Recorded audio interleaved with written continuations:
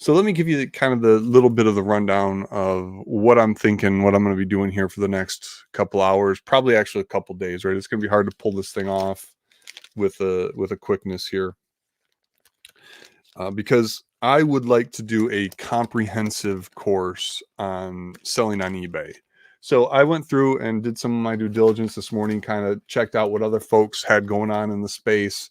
There's some really good videos out there for sure, for sure. Lots of great content around sports card stuff.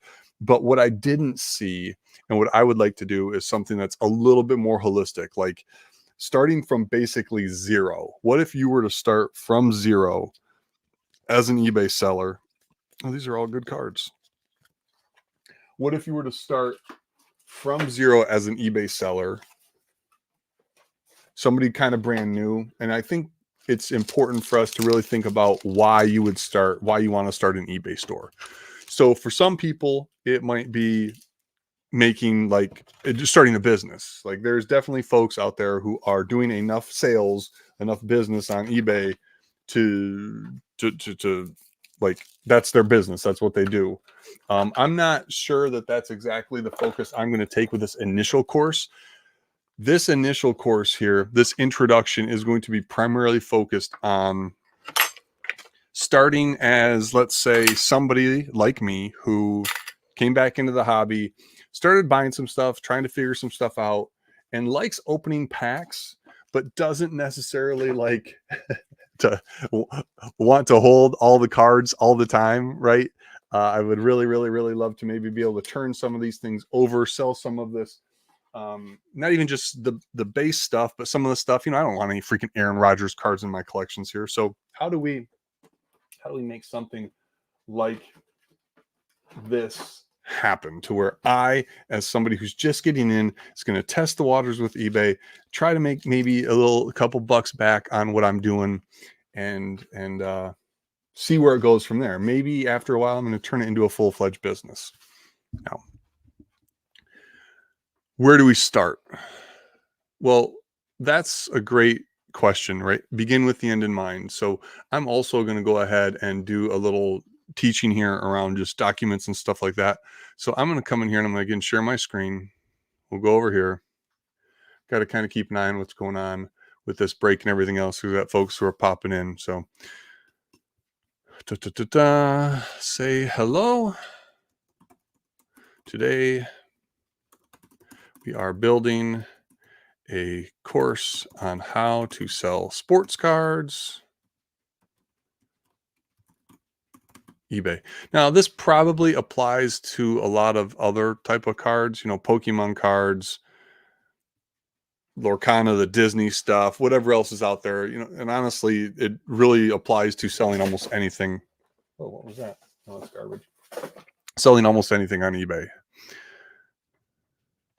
Bum, bum, bum, bum. All right. Put that there. Sweet. Ooh, that's not very stable though.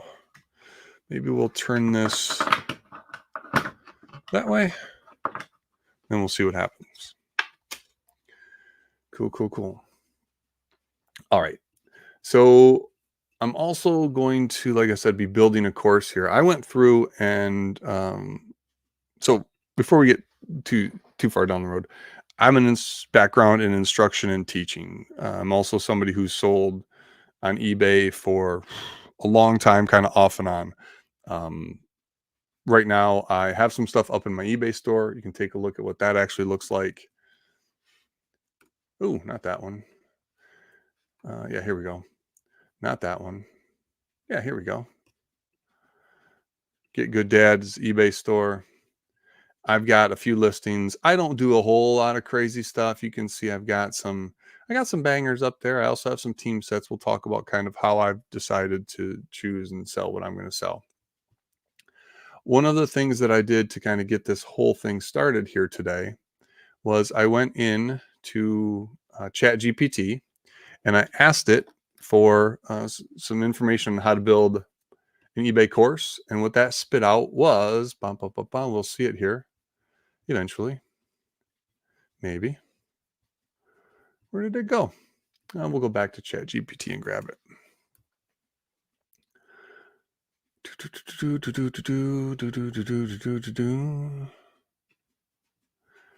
So this is, I basically asked ChatGPT for a list of learning outcomes for a course on how to sell sports cards on eBay. Now, learning outcomes are what we should be able to do, or what you as a learner should be able to do when it comes to at the end of this course, right? So this is really our destination. Boom, boom, boom. Understanding the basics of eBay, that's cool. We should be able to tackle that without too much trouble. Identifying the value of sports cards, that's a big one. This is one that folks really struggle with. Uh, Product sourcing, where to find sports cards to sell. That's a lot of other people cover that one pretty well. I'm just going to go ahead and make the assumption that our source for sports cards, at least out of the gate, are packs that we rip and cards that we don't want to hold. Lots of stuff you can do with those. You can donate them, but I have found a way, and others have found a way too, to sell some of that base that allows you to keep ripping and recouping some of what you're spending ripping boxes. Everybody knows that's opened more than a handful of boxes knows ripping boxes does not make money. You typically lose about 80% of the value. Being able to recoup some of that is important to manage your collection and to help your pocketbook. Listing and describing, we'll go through that. Some of the pricing and auction strategies. Dealing with shipping, that's huge too. Customer service and communication, we'll talk about that. Marketing and promotion, managing your sales, so keeping track of stuff. Legal and ethical considerations, risk management, continuous improvement, business growth, networking and community building, time management, and organization.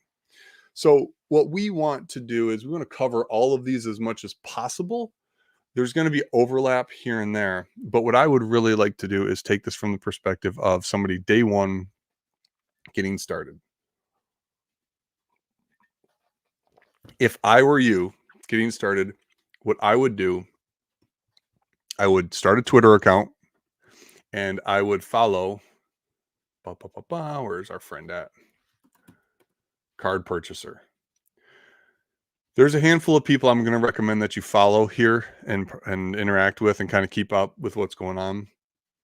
Card Purchaser here is by far one of the best resources that I found, not just from what Card Purchaser puts out there and shares, but also the folks who are asking questions via Card Purchaser. You'll see a lot of people that will at Card Purchaser, hey, what's the value of this? Or hey, what's going on here? Or, I'm new, help me out. Card Purchaser and the network that they have built, 85,000 followers is pretty freaking phenomenal. There's a whole bunch of other people out there that I would recommend following, but if you follow Card Purchaser long enough, you'll see those folks. And here's two reasons why it's good for you to be on Twitter and follow folks on Twitter. Number one, it's a great place to learn. Number two, it's a great place to sell. I have sold quite a few cards on Twitter, and what that's done for me is allowed me to alleviate paying some of the eBay fees. And eBay fees typically run about 13%. So if you're selling, maybe a $10 card, hey, Niakila, how are you? If you're selling, a $10 card, not having to pay $1.13 or $1.30 to eBay, that's nice. So, Niakila, I'm just getting started here, kind of talking through how I'm thinking about putting some of this eBay course together. This is all going to be live and rambling. It'll hopefully come together in a little bit better presentation once some stuff gets edited down. So my first recommendation here, and I've got this document, I'll be able to share this out with everybody if you'd like. But when it comes to networking and community building, I'm actually recommending that people kind of start here, because all of that other stuff that you're doing with, sourcing, listing, selling, that's great. But if you're starting by networking and community building, you're already then hopefully going to have some audience that you can sell to. Yes, eBay does a great job of marketing and connecting you with buyers, but you can do that on your own and not have to worry about that percentage that eBay takes.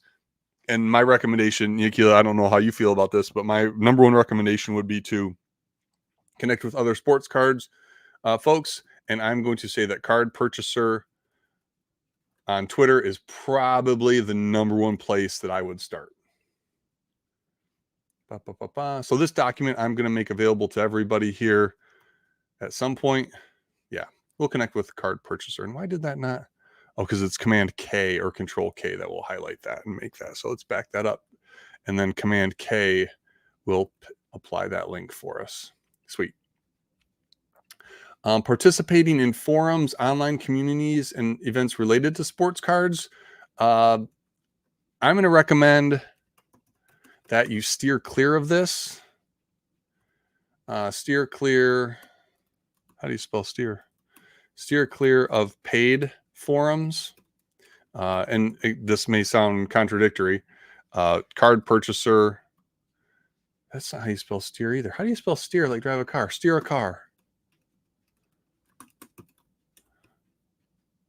2 E's. Okay. I thought that was the animal, but steer. I recommend that you steer clear of paid forums, at least at the start. Unless you can afford it, right? And the only reason I'm suggesting that is because I don't have any experience. I've never paid for participating in Card Purchasers Discord or anybody else's Discord. I've done some time in Reddit, although Reddit can get messy. My advice is you want to keep things nice and clean. You're going to get enough information just hanging out on Twitter to get started in the sports card space. Do go to shows and check out and start to get comfortable.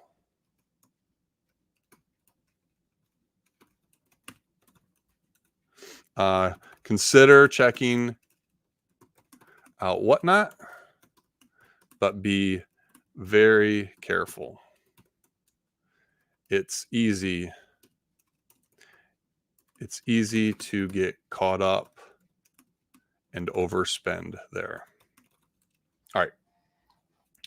So if I'm looking at networking and community building as the first thing that I want to do to get into the sports card selling game, I'm going to start a Twitter account. Instagram does have some good stuff on it and TikTok as well. But for me, it's just a little too all over the place. Twitter seems to be more around the discourse and conversation versus like see what I've gotten and buy from me. Card Purchaser is the first Twitter account that I would follow, and then I would start to go check out some shows. That's where you're going to be able to find some good deals on cards that you might be able to sell in the future. Now, we're going to start out just, again, selling some of your own stuff that you pull from packs.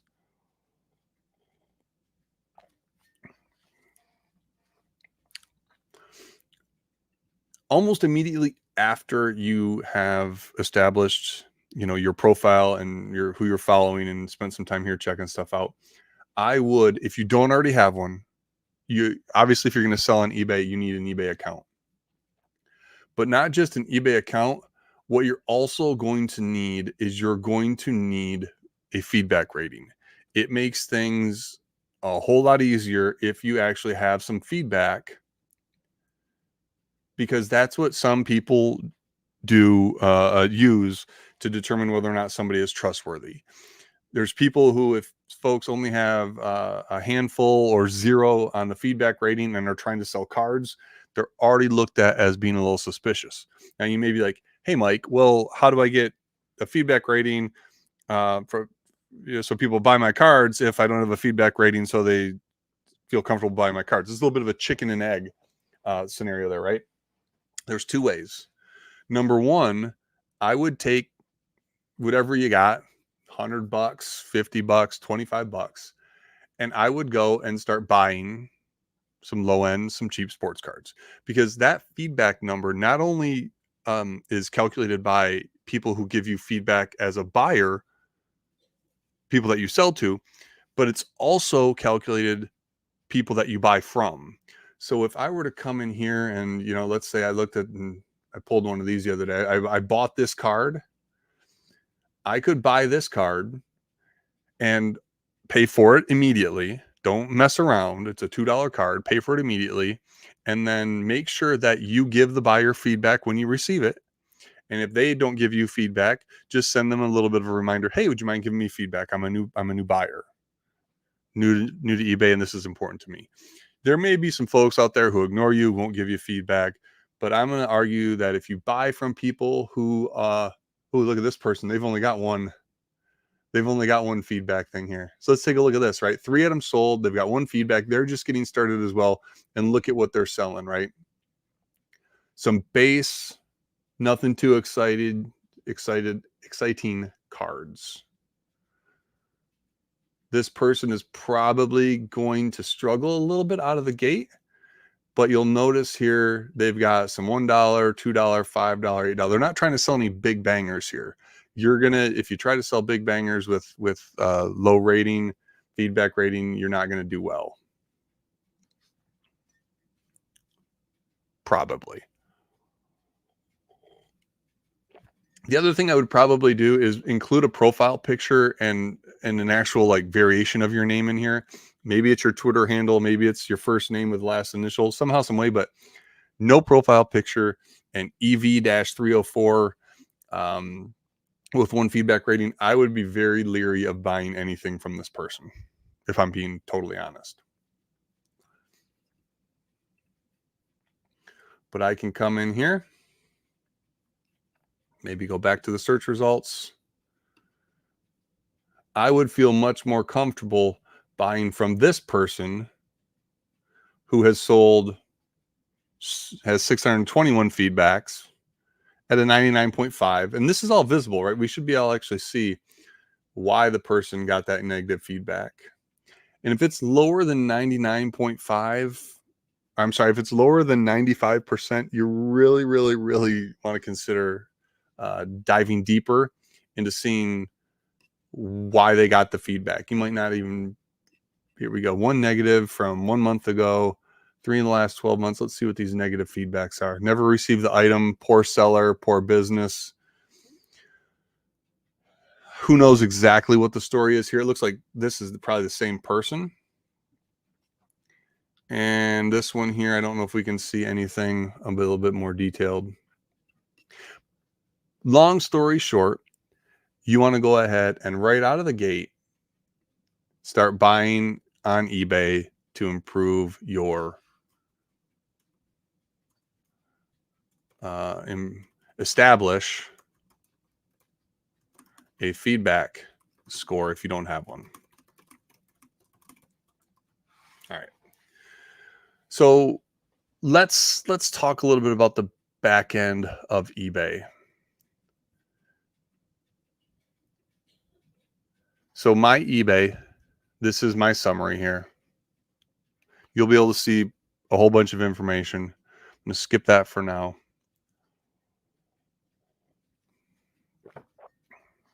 So here's my summary.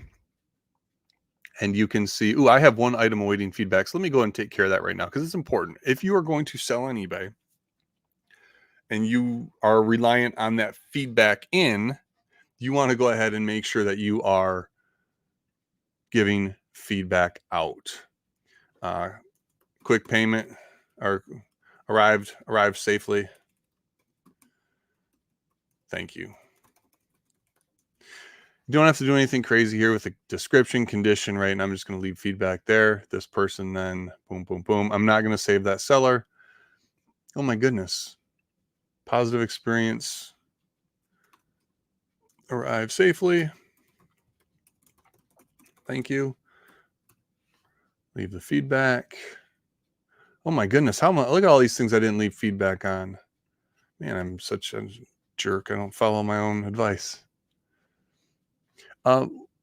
If you're a seller and buyer and buying a lot, my advice would be to either leave feedback immediately and or once a week, once a month, some regular scheduled time, you're going to want to go in and make sure you're leaving that feedback. Those were all cards that I purchased. And yes, I did buy a Matthew Stafford jersey when people were telling me I couldn't, just because that's who I am. Okay, so let's go back here. I've given all the feedback. There we go. I'm caught up on my feedback. I feel better now. When I go to my summary page, you'll see offers.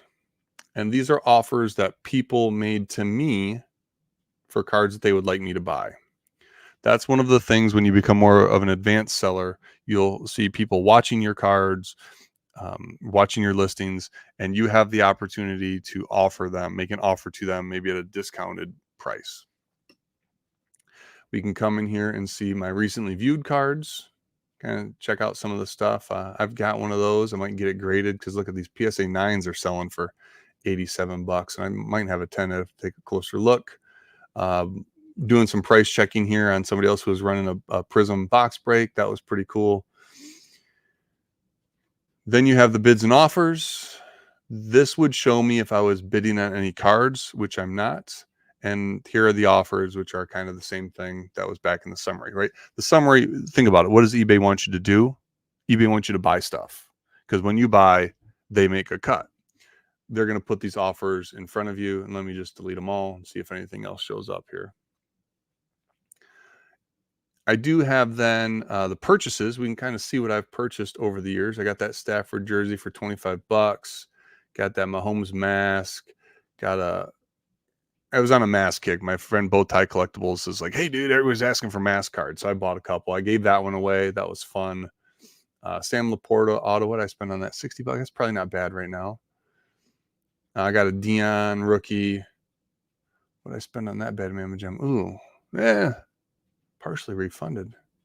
How did I get refunded on that? Cool. Jahmyr Gibbs, beautiful.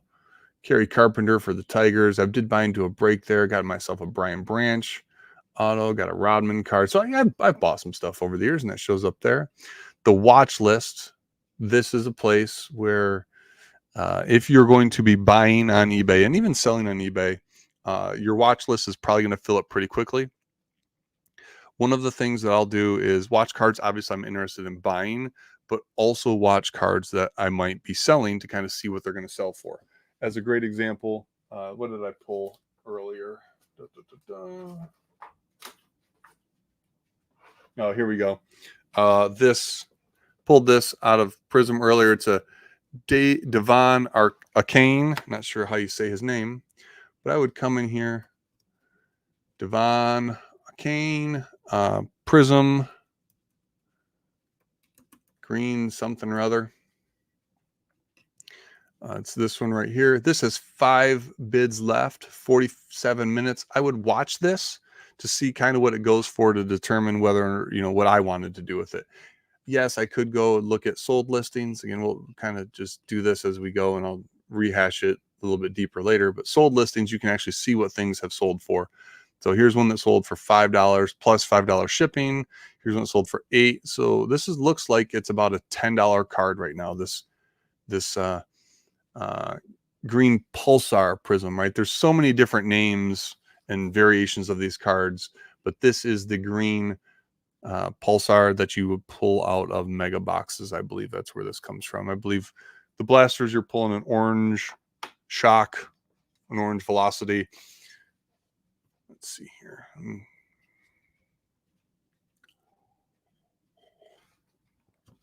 Yeah, so we see here, this looks like it's about a $7 to $10 card.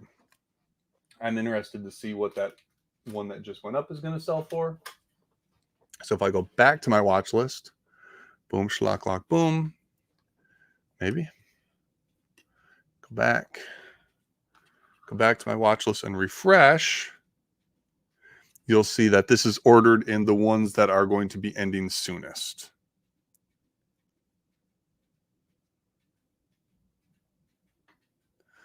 All right.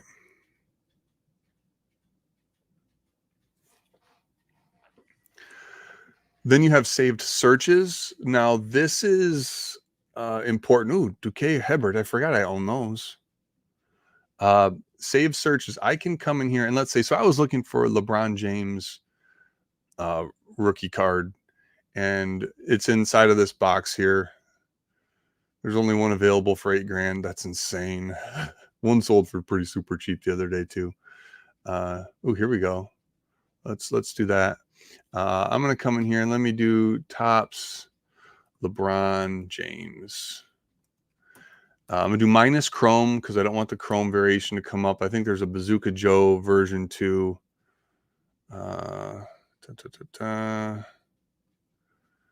And then what I can do here is I think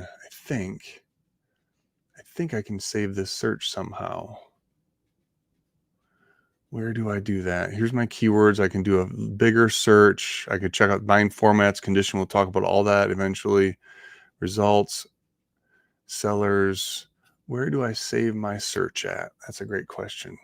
Oh, save this search right here. Boom. The doy. Save this search. So now this will email me. I'll get email alerts on when this search kind of updates. So if you're looking for something specific, searching for it and then doing a saved search will provide you email updates. So you don't have to go searching. The emails will be sent to you, which can be kind of nice. Also, if you're struggling with impulse buying, could make you buy when you don't actually want to buy. Save sellers, very similar thing. These are all people that I think I've bought from in the past. I don't know what my garage is. Oh, this is with your car, right? So this is where you can actually put in your vehicle type. That's cool. Collection beta, upgrade the way you collect. You can track what you own here. I've never played with this. We should put this on the list though. With tracking what we own, this is kind of cool. And there's an app to make that happen. So that's one thing I know folks are interested in, like, what are my cards worth? What are they? How are value changing over time?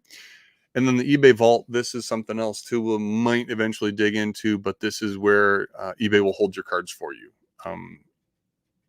I guess that makes sense. Now, selling, this is the place where if you're going to sell on eBay that you're going to spend the vast majority of your time. So we've got this information on top in the seller hub. We've got me, and then we've got my rating, 151 feedback. That's not bad for somebody, kind of starting out. I shouldn't say that. That's not bad for somebody who's been doing it kind of half-arsed for over a year, because that's really where I'm at. Unread messages. I don't know why I have so many unread messages. A lot of these are coming from eBay. Buyers I respond to all the time, or at least most of the time. Those are all coming from eBay about charges, submitted offers, and things like that. And if you look here, your messages look a lot like traditional email interfaces. You're sent, your trash, your archives. You can break stuff up into folders if you really want to. Yeah. And then, no, I don't want to go back to, well, hitting that activity took me back to the summary. Let's go back to selling. Messages we'll talk about eventually, but when you get a message, you also come to, if it's set up, which it is by default, it'll come to your email. So you don't really have to worry about missing messages from eBay. They'll come to your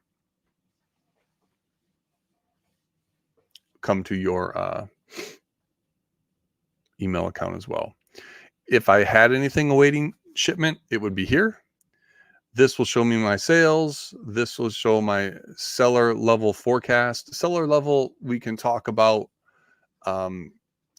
eventually, probably not in this initial conversation, but you can see here I've sold about $14,000 in cards.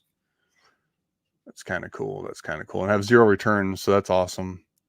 Top rated plus benefits. So save more. As a top rated seller, I'm getting 10% off final value fees, as well as a seal on your listing. So when you offer same or one-day handling time and have a 30-day policy. So we'll see if any of that stuff goes on. I don't offer quick shipping because this isn't my full-time gig.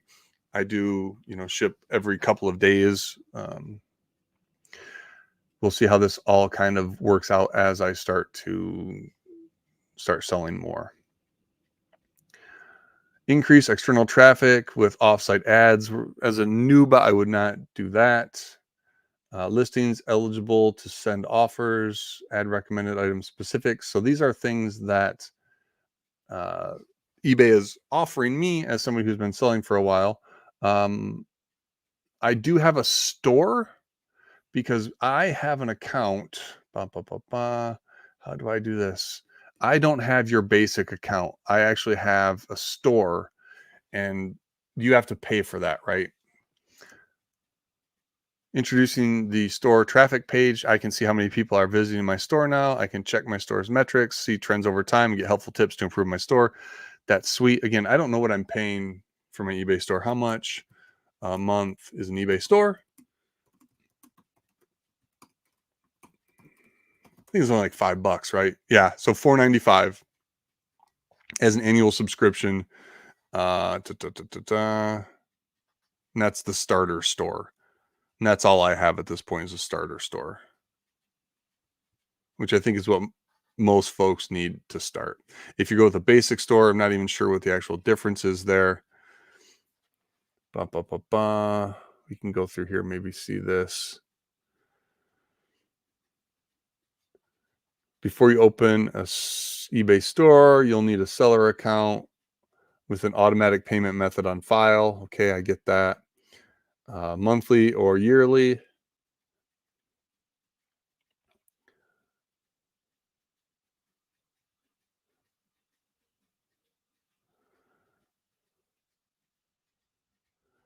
All sellers get a monthly allocation of 0 insertion fees. So when you sell through eBay, not only do they take a final fee, they'll also take a insertion fee or the initial fee. If you're an eBay store, they waive that for X number of items, depending on, I think, the level of store that you have. Might have to dig a little bit deeper into here. But yeah, if we go here, this is really it. 0 insertion fees. So me as a starter, 250 listings per month. I don't sell even close to that or list even close to that a month right now. So everybody starting out, you should probably be fine with the starter store. But if you're going to go, all out and you're going to sell and you got a whole bunch of stock and you're going to rock and roll, you can pay more and then you're going to recoup that money in insertion fees, right? So what is the eBay insertion fee? 35 cents per listing. So yeah. So what would 35 be times 250? You're looking at $87 in insertion fees. So yeah, it's a huge savings with that starter store. And then you obviously get the actual store that looks something. You have a landing page you can send people to. They can see all of your listings. People can start following your store, all kinds of good stuff.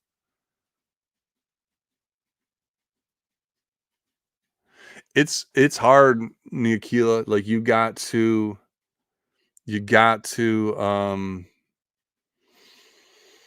yeah, you got to pay your dues, you got to work.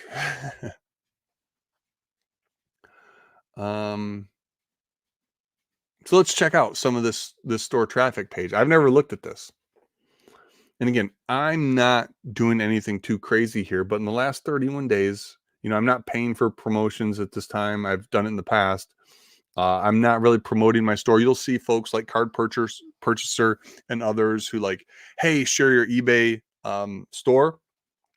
That may drive some traffic. Having those external sites and external communities, whether it's Facebook, whether it's Instagram, not so much Instagram because they don't let you link very well, but Facebook, Twitter, and YouTube, where you can drive traffic to your store. Don't just rely on eBay to sell your stuff for you and put your stuff in front of people. You want to focus some traffic, send some of your own traffic to your stores. So 25 visits, that's not bad, but I haven't sold anything. Okay.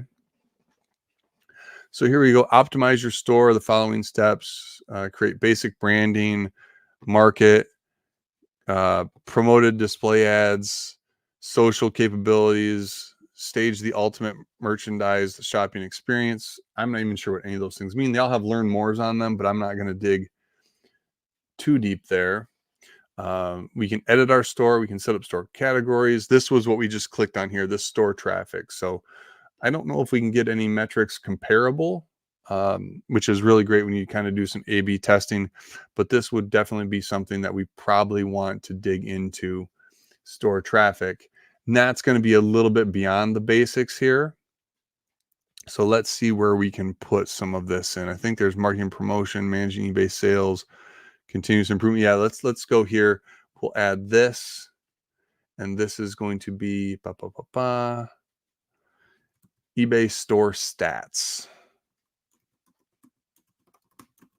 That's something that you're going to want to traffic stats. This is something that if you're going to get deeper into eBay, this is something that you're definitely going to want to pay attention to. Because when you start to maybe spend some money on promotions, spend some money on off-site ads, you're going to want to know if they're actually effective. You're getting your money's worth. So let's go back again. We're just reviewing some of the basics here. We're just on number 1. There's the store. You can see there are featured categories, so collectible card games. If I come in here, I'll click on store categories. I've got sports cards breaks and sports card singles as categories. Why is that not showing up?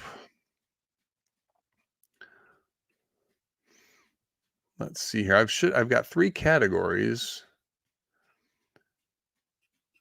but they're not showing up. Can I put this card? I'm just going to go ahead here and view this.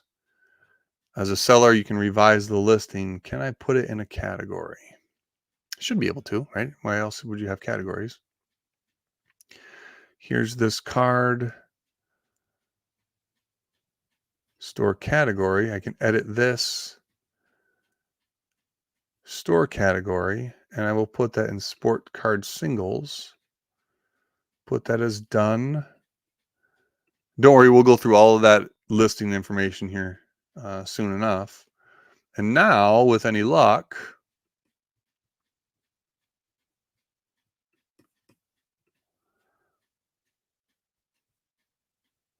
hopefully, eventually. Oh, that says a featured category. Categories. That's not my store categories.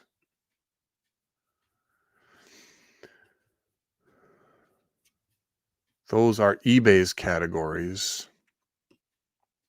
How do I make this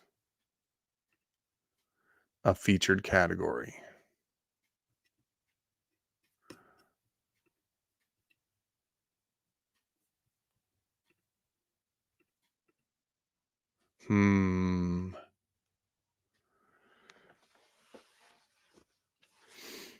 How do I make this a featured category?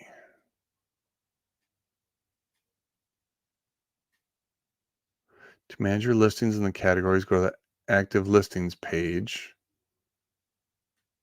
Okay. Sweet. So this is all of my active listings. You can see the title, the photo. There's going to be recommendations, whether you're running promotions on them or not. The auction type, whether it's a buy it now or an auction. So I guess I should say listing type. And then the current price and some of that stuff to consider. I don't see anything with categories here, though. So that's a little frustrating. You would think it'd be easier. And maybe this just takes a second to propagate.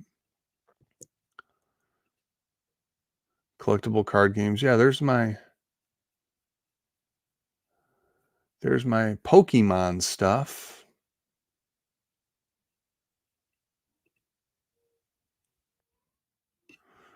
Collectible card games is showing up there.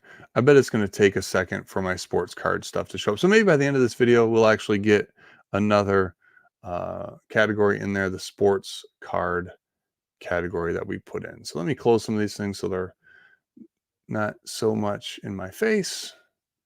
Try to focus as much as we can here. Seller Hub overview. We went and looked at there is a new business seller guide here. Recommendation would be to kind of go through this. Not sure how good their learning section is. They've got videos, eBay Academy. All of this stuff is probably worth digging into. It's probably going to do a better job than I am of explaining it. But, you know, I do like to talk. And I do like to try to figure some stuff out. So lots to review here. Lots to review for sure. So watch videos. There's community mentors. You can connect with some folks there. Seller circle, nearby community of sellers in the local area.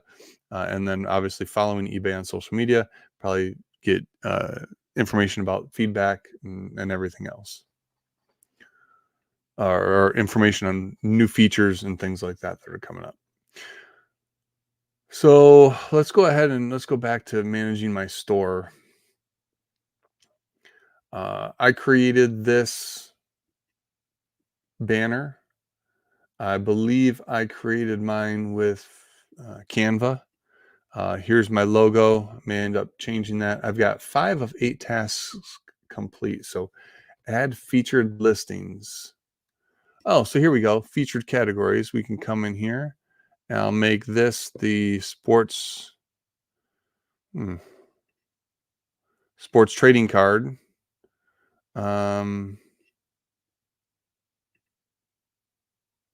Sweet.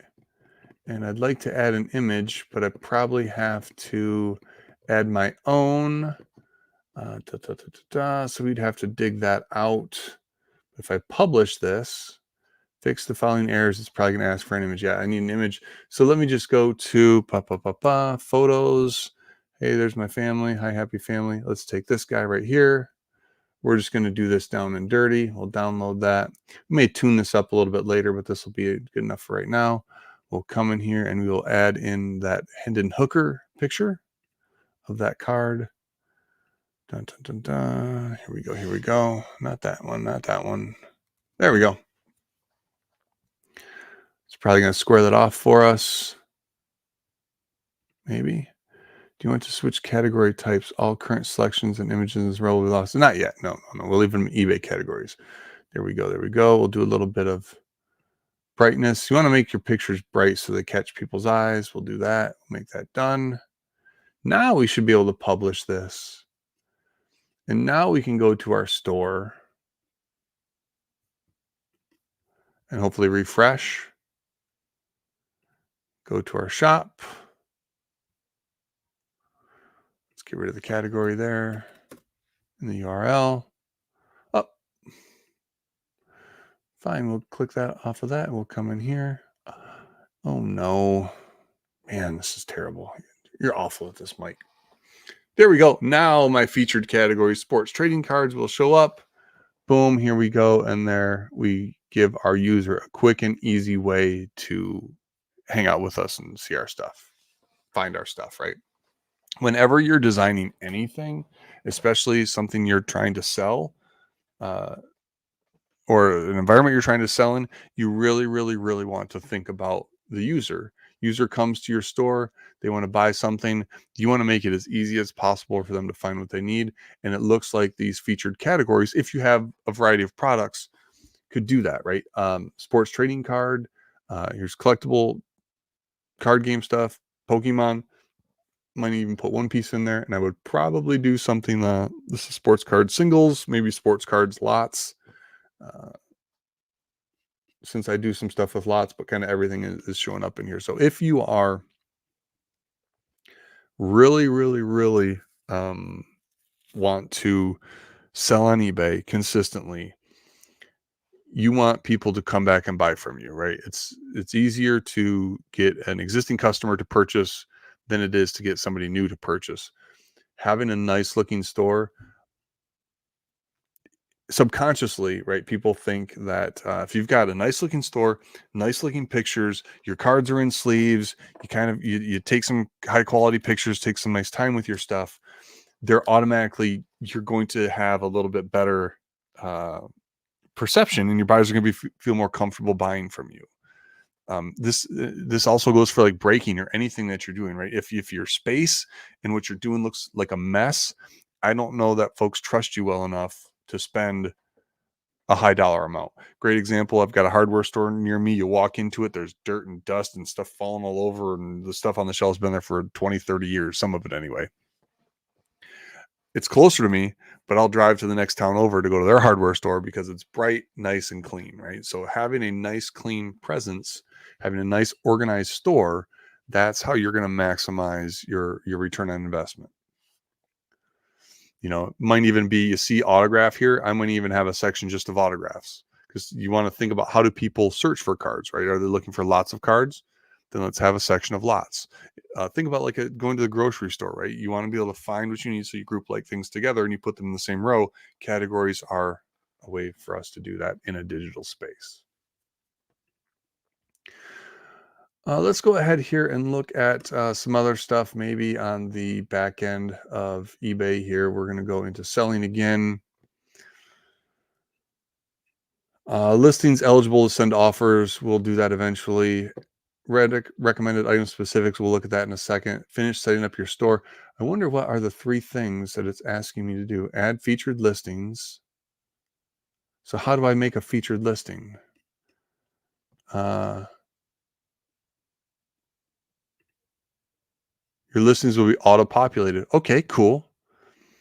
Use a marketing banner. So drive customers to promotions, featured items, or categories in your store with a clickable banner.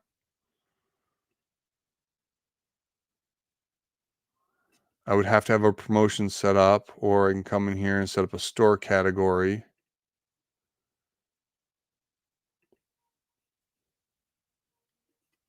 Okay. These items just arrived. Okay. And then I'd put an image in here, 640 by 640. Let's go ahead and add in that Hendon Hooker picture again. I'm going to end up tuning up this stuff here a little bit later as well. Hey, whoever else is out there watching this, appreciate you checking it out. We're going through right now and tuning up our eBay store.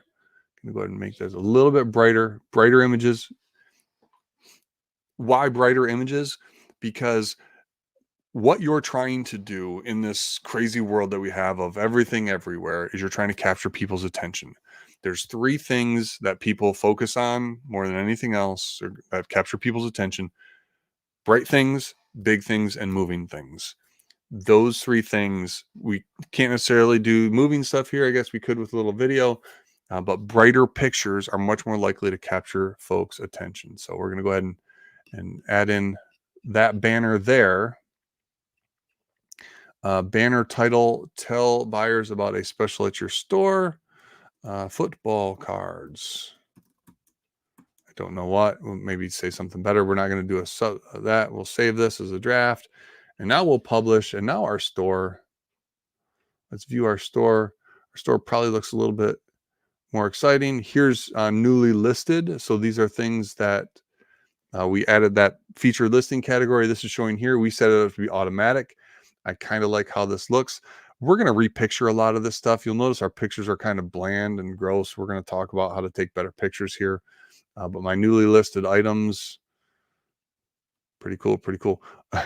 I do not think I will sell this Bailey Zappi card for $777. I will talk about why I did that eventually as well.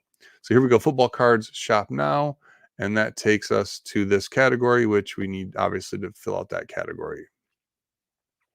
But our store, I feel like it looks a little bit better here than when we started.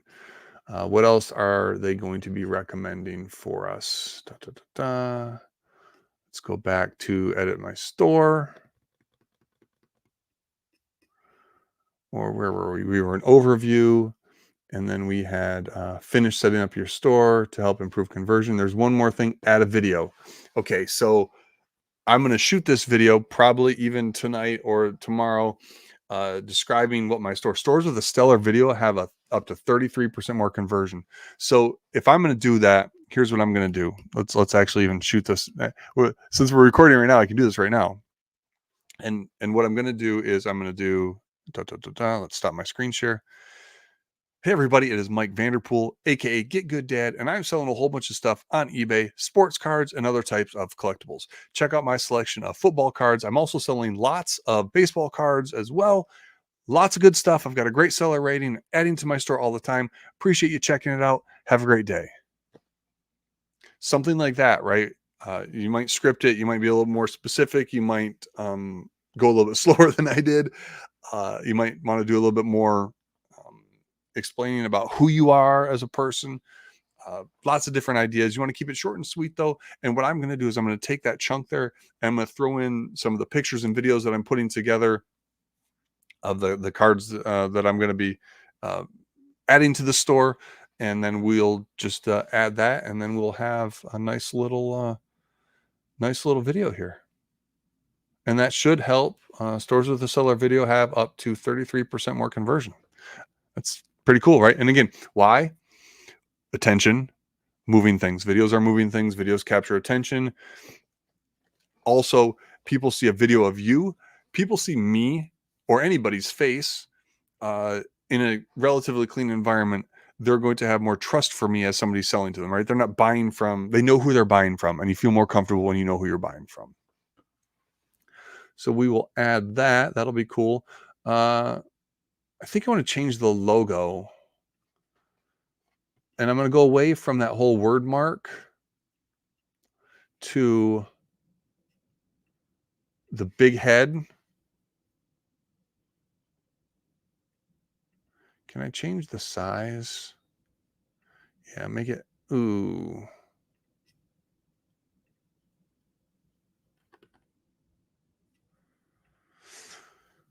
So there's my store. Let's visit the store. And why did I do that? Yeah, I'm going to have to go in and change that a little bit.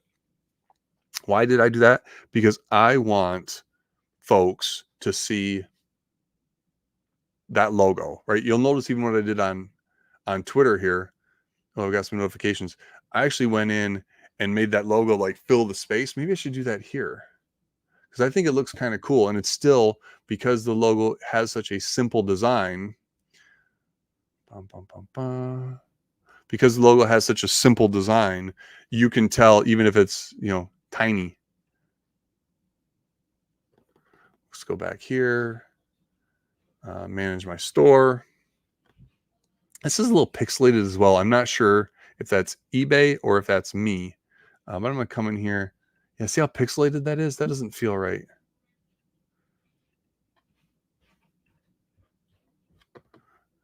That feels like it's more eBay than me.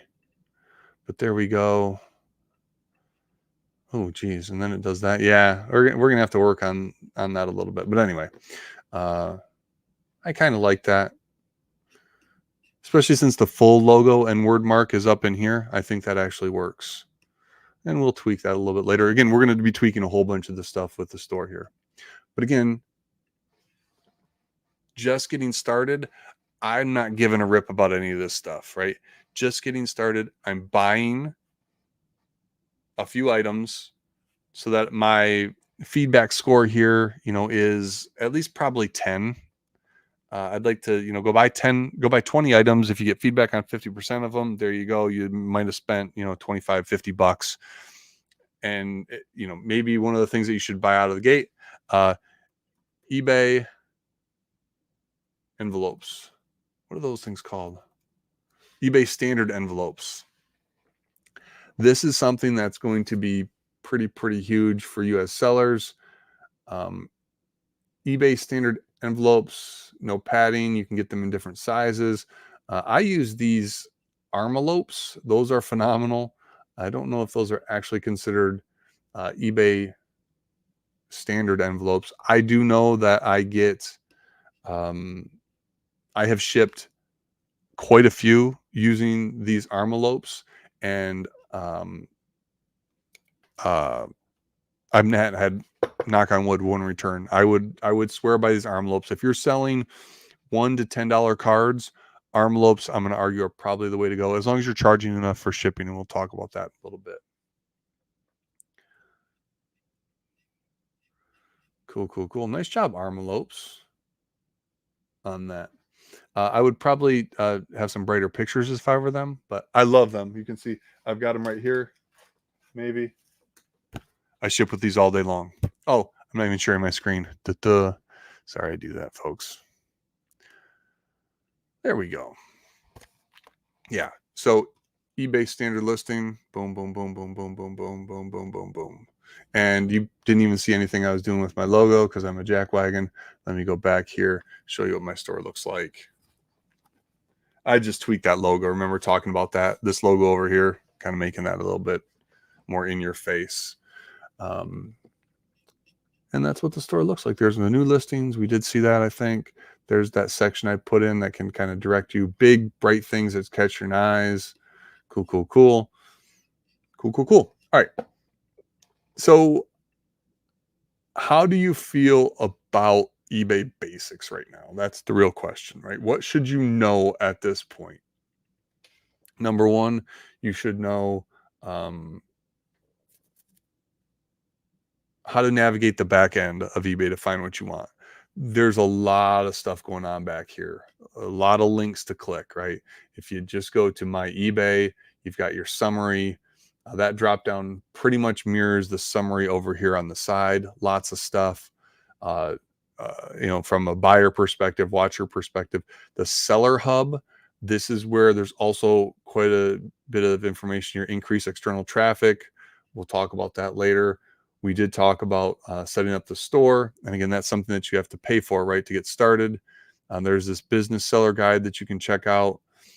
Create your listings. We can see some listing best practices. We'll talk about that in a little bit. Creating your listings. We can see here all of our listings. We've got active listings. We've got listings with a question. Let's check out that. Here we go. Here we go. Respond to the questions. This interface here is a little cumbersome. I'm not super excited about it. Okay, thanks. This person asked, can I get a special discount if I buy all 3 types? I said no. So that's really not a question. They said, okay. So that really isn't even a question to respond to. eBay, I'm not sure exactly what you got going on there, but I get it because it looks like a question, even though it's not. How do I don't want to get rid of it. I would just like to make that question go away. All right, let's see what we got going on. Boom, boom, boom. Over on Twitter. Hey, folks, what is up? What is up?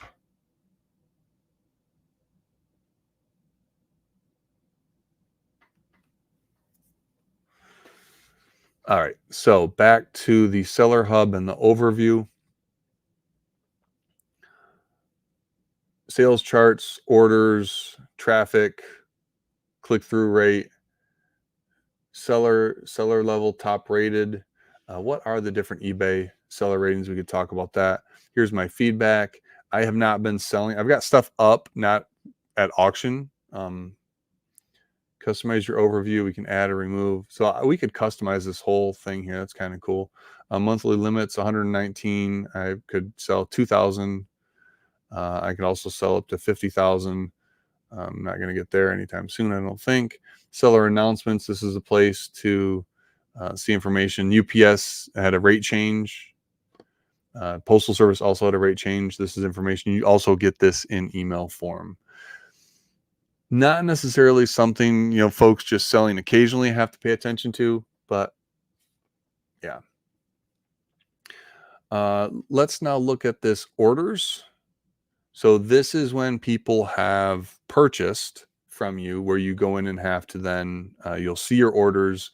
You can see the status, whether waiting to be paid, waiting to be shipped. If they're overdue shipments, paid and shipped. You can kind of look back and look at your orders from the past. You can adjust the period of time. So this is where you're going to hang out when you are fulfilling orders.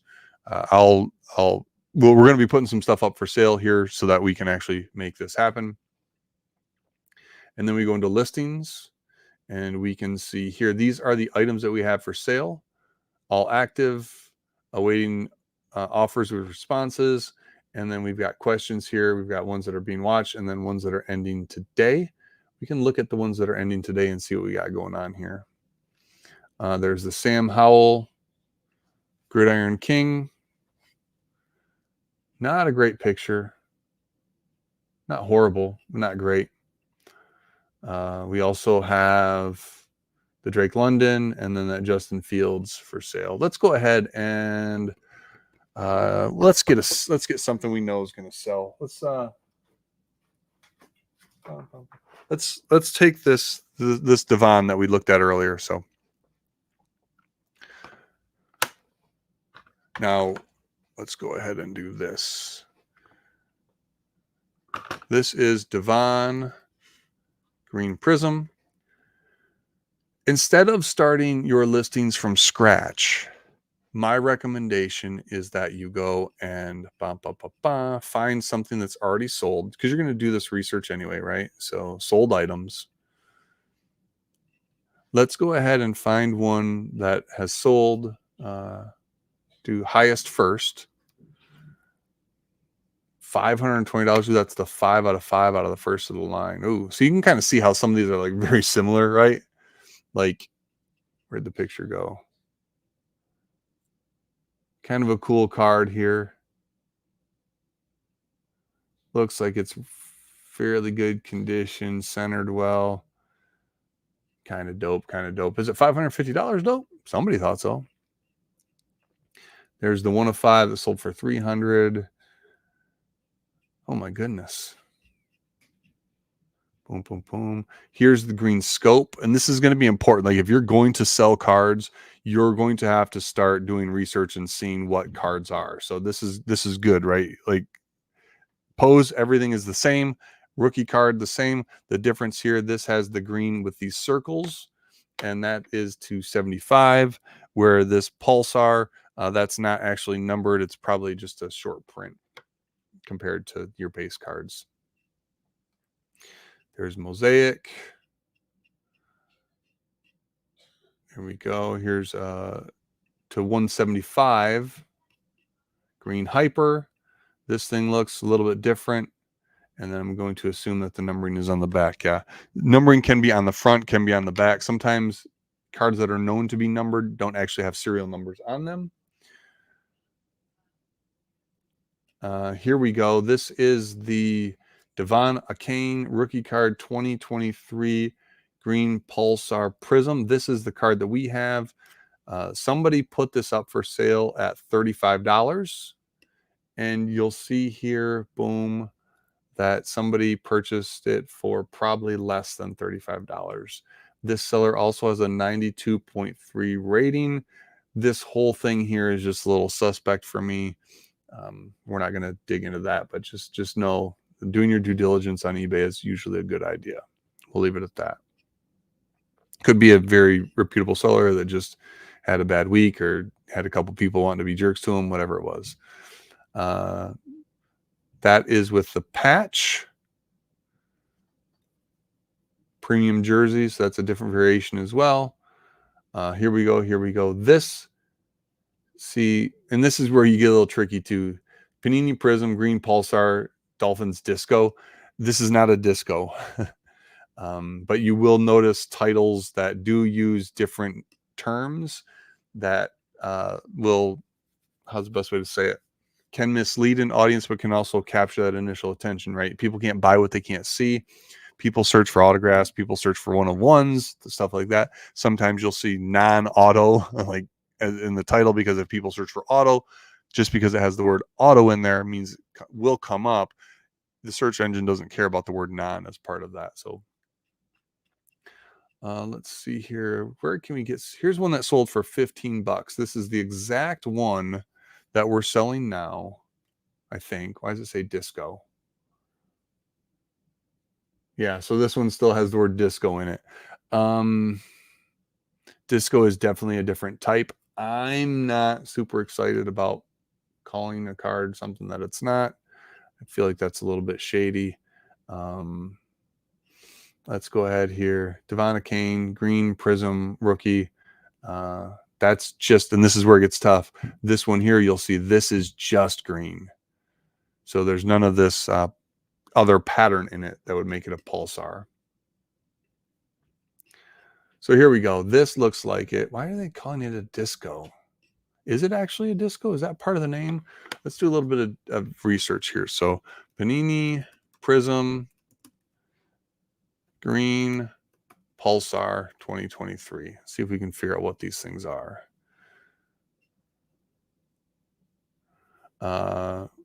Cardboard connection. let's look at that. Cardboard connection. This will give us a checklist here. I think this will be the checklist. That's the boxes, the orange and the blue. There's your silver prism. White Knight prisms. I've never seen any of these. It's a hobby only parallel. That's another thing that you're going to want to pay attention to, just sports cards in general. Not everything is in every box. Hobby parallels, snakeskin, orange, blue wave, a whole bunch of variations in hobby boxes, not in retail boxes. What you buy at Walmart, what you buy at Target, those are retail boxes. Hobby boxes you're going to buy primarily online or at your local card shop, aka LCSs.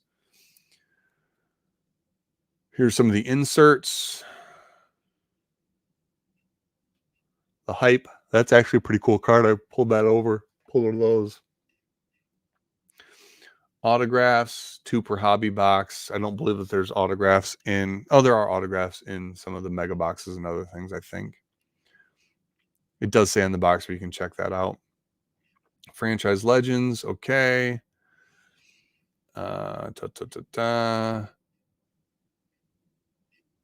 See the checklist. So here's the base set checklist with the parallels. There's a black and red checker, black and white checker, blue, disco, green, green ice, green wave, laser, neon green pulsar. I think that's the one that we're talking about here. You'll notice there's no number on that. I believe neon green pulsar. Disco is different. So I'm going to do this. I'm going to search for David Kane Prism Disco. I think the disco, the disco here, and this is a really great way for you to be able to tell exactly, is look at what PSA and the other graders call them. They know what they're talking about.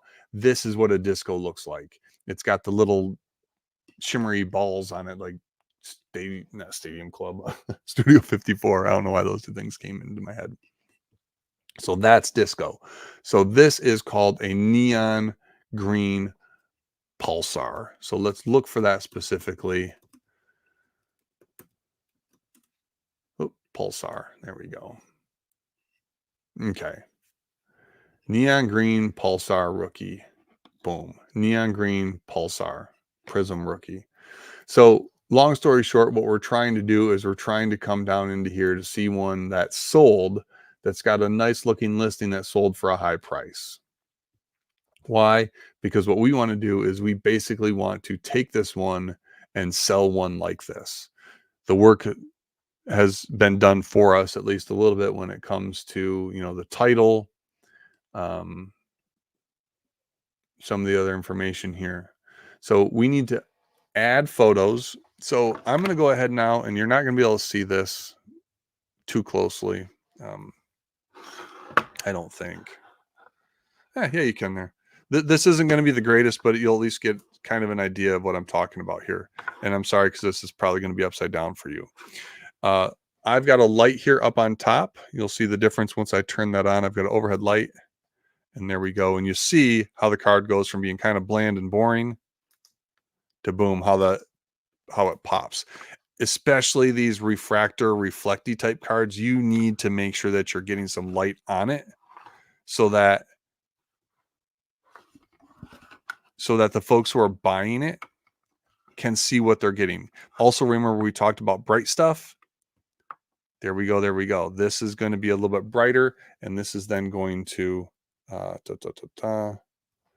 capture the attention. Now you'll see if I do this too close, you get that camera or that light over on top. I'm going to come in here and I can move it to a position,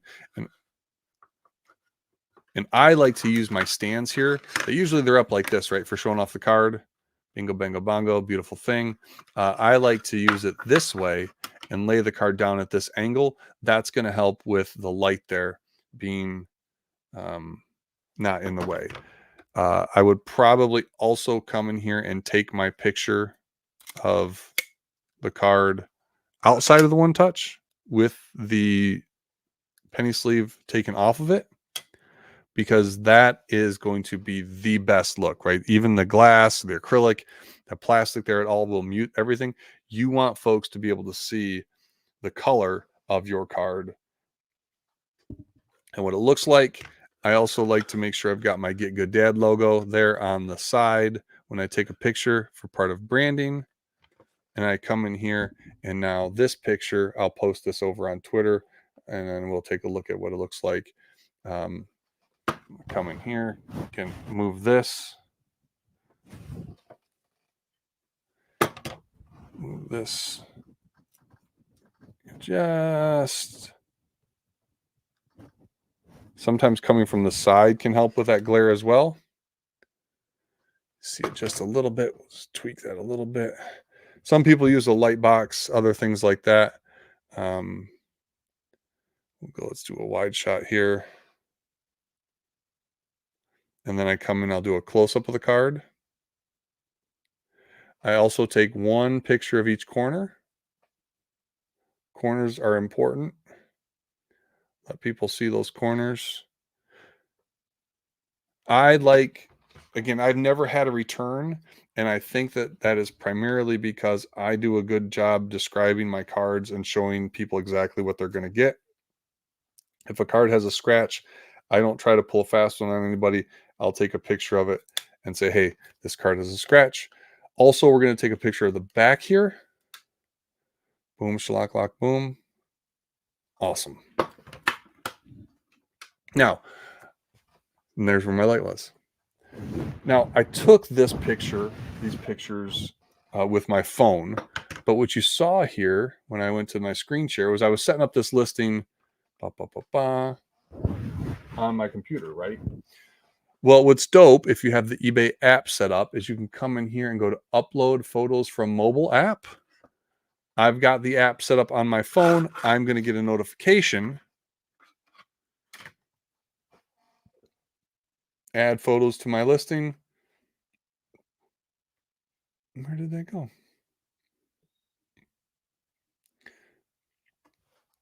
Add photos to my listing.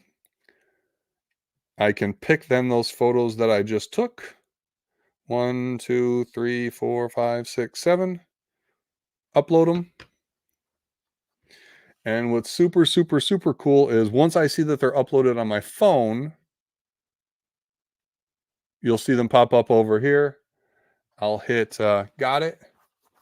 And bingo, bango, bongo. Here are the pictures that I just took.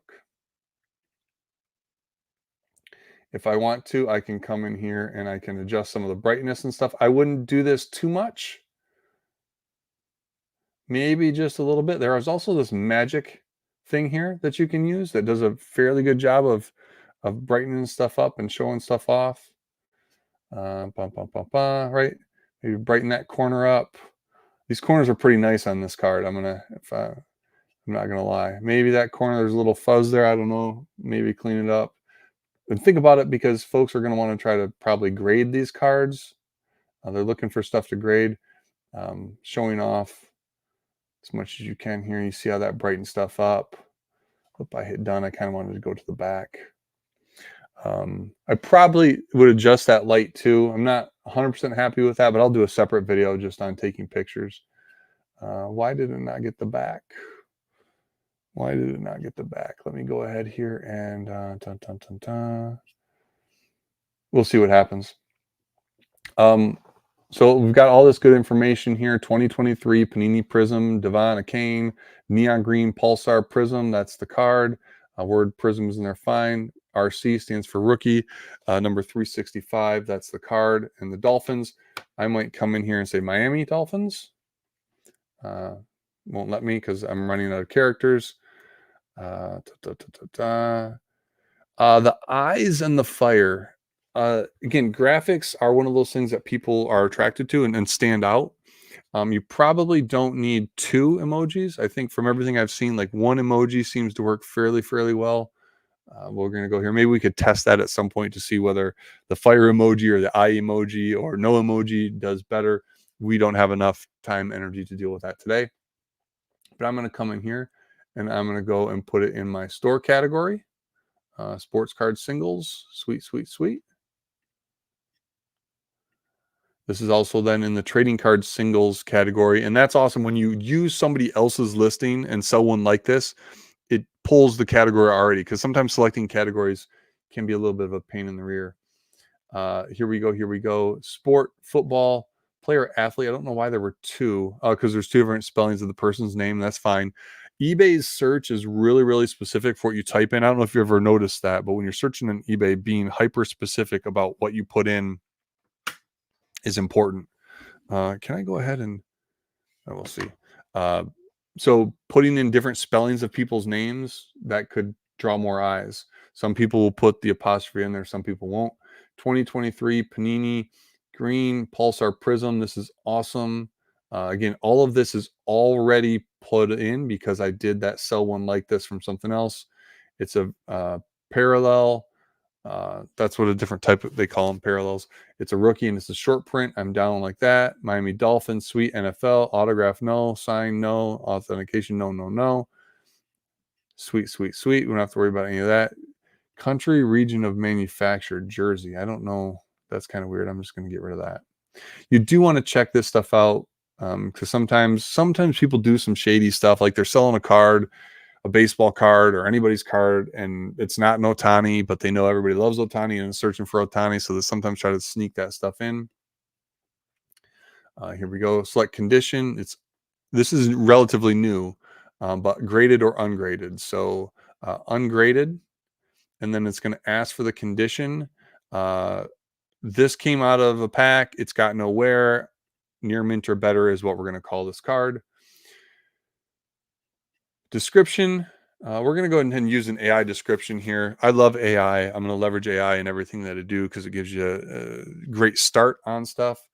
And you're going to want to, review it, check it out. This 2023 Panini Prism trading card features Devon Kane, professional football player for the Miami Dolphins. This card is a short print and a rookie card, making it a must-have for football collectors. This card is part of the 2023 Panini Prism set and has a unique green pulsar, neon green, right? Let's put neon in there because that's what they're calling it. Remember, I went to a Cardboard Connection here. Neon green pulsar is the name of this variation. Bum, bum, bum, bum. This card is in excellent condition with no marks, creases, or scratches. When I looked at this right under light, there's no print lines. There's nothing, man. If I like this guy, I might get it graded. The back is definitely off center. I don't know if it's enough to impact the grade, but the front of this card is really, really nice if you're in a Kane fan. Perfect football card for any collector of the Miami Dolphins. Card is numbered to it's 365. Manufacturer. Don't miss out. Don't piss out. Sorry, miss out. So that description is AI generated. I've checked it myself. At least there's something there better. What I'm probably going to do, the images of this card show it in a one touch. That's what this is. This magnet here, this is a one touch. The card will ship in a penny sleeve, and this is how I'm going to start doing things, especially for cards that I think are worth it. This card will ship in a penny sleeve, and the top loader, the one touch, is not included. I think that's fair. We'll see what happens. And I'm actually going to bold this. Boom, boom, boom, boom, boom. I wish that there was an option, right? Could I do an option? So like give me the one touch and I'd put the one touch in and sell the one touch as well? That might be kind of cool. So yeah, I'm going to end up shipping that in the penny sleeve. Shipping in one touches, like when things ship, they kind of move all over the place. This magnet one touch is like, it's secure, but it's not like hardcore secure. There is a possibility that this card could slip out of here and get damaged in transit. You don't want that to happen as a seller. That's just a pain in the rear. Yeah, it's nice to have a one touch, but maybe they're going to get it graded. Maybe they're going to do something with it. One touches aren't cheap. Unless you're going to figure into your pricing that you're going to sell the one touch. That's up to you. We could probably talk more about that later as well. So regards to pricing. Now, there's a couple options here that you have for format: auction or buy it now. Buy it now means you set a price and somebody decides if they want to purchase it from you. You can also set this to where you're going to allow people to, I don't want that. I don't well, we'll talk about that in a second. Um, Allow buy at any price on auction, starting bid to be auto-filled based on similar matching items. Yeah, we're gonna leave that off. Best offer means that I've got this listed for $10. Somebody could offer me $9 for it. And I could then get a notification from eBay. Do you want to sell it? Um, Volume discount. Okay. I use that for my lots. When we put a lot together, we'll actually do a lot here today. When we put lots together, we can offer volume pricing if somebody wants to buy multiple lots. Scheduling. I'm going to highly recommend that you don't use the scheduling feature because it costs money to schedule a listing. To if you want a listing to start tomorrow night at 4 o'clock, you can do that, but you pay for it, and I don't know that the value is there for what you pay for it. I think it's pretty expensive. Group similar or identical items together to sell to a single buyer. I'm not exactly sure how that works. We'll have to take that out, check that out. And private listing allow buyers to remain anonymous when they bid or buy an item. I'm not sure if folks care about that or not. So we'll kind of just leave it here. We'll do this as a buy it now. We're going to put it at $10. We've got a quantity of one. We're going to allow offers. And what we can do here is we can set a minimum offer amount. We're going to say a minimum of $6. Somebody offers less than $6, they're going to get an immediate rejection. Hey, other person watching this, how's it going? Will auto accept offers $8 or more. That seems fair. Group similar or identical items. That could be kind of cool. I don't know how that works. So we're going to leave that unchecked. We'll definitely investigate that. So what we've done so far, to catch up, anybody who's just joining in, we've come in here, we've taken our pictures of this card. Well, we started with a sold listing that sold for a high dollar amount, and the description was nice. You notice we barely touched the description. We took pictures of this card. We used the mobile app, desktop, pulled up the listing, hit upload photos from a mobile app. We got that pulled over. That was kind of cool. You know what we're going to do too right now? Since we've got this, we can upload a video. Let's do this. I'm going to just take my phone and I'm going to do a quick video here that's just going to go over the front of the card here, because especially on these prisms and pulsars and everything else, like just showing off how the card looks under light.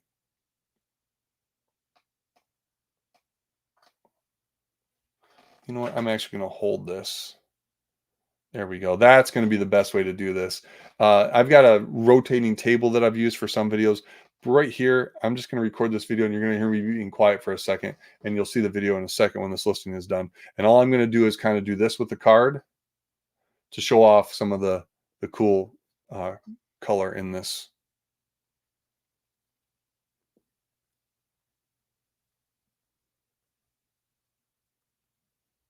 Sweet. You don't need a lot, right? Just a little bit. So we'll add that. And I don't think I can upload that from my mobile phone. Let's check it out here. I did get the notification here. Can I add a video? That's going to be the real question. Can I add a video from my phone? Not sure if the technology is there yet. Sorry if I'm losing my voice. I'm going to go ahead and add the photo. Oh, that back photo. And yes, it does not let me upload videos this way. I have to upload videos from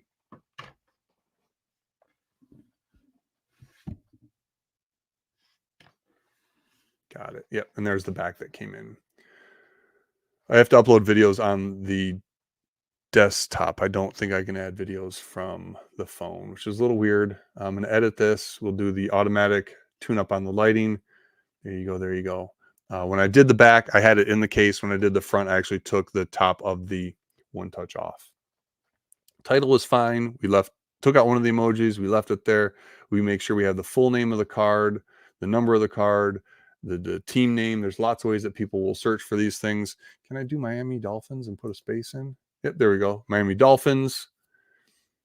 And bingo, bango, bongo. A lot of this item specific was already filled in because we had used a previous listing. Condition, it's ungraded, near mint, because we just pulled it out of a pack. We did use AI to give us a description. What we added was how we were going to ship the card. And that's important for me because I like to charge a reasonable amount on shipping to cover my supplies and my time. I make sure my stuff is shipped right. I like people to know that.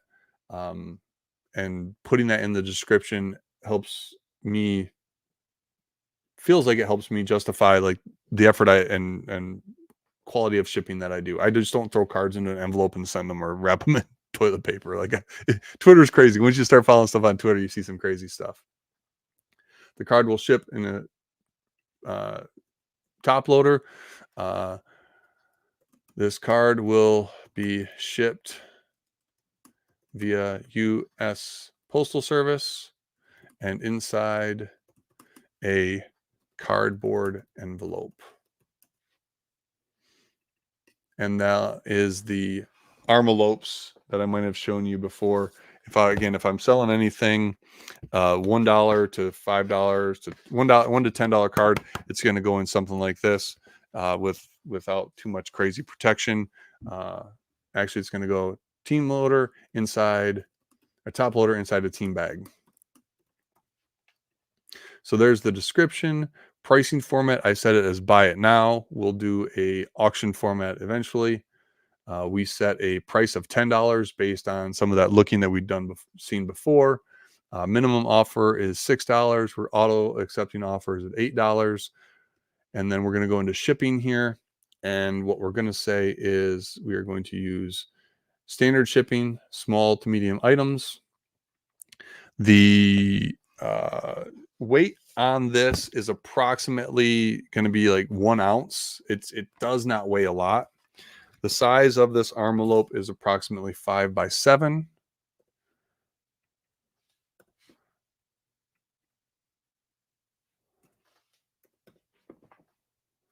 I can't put 0.25. Nope, I can only put 1 in there. That's fine. We're going to go ahead and do flat rate shipping. And the way that I price shipping, UPS Ground Advantage, it's a little crazy. Shipping for me, if I'm going to ship something 1 ounce, go to stamps.com here. Boom, boom, boom.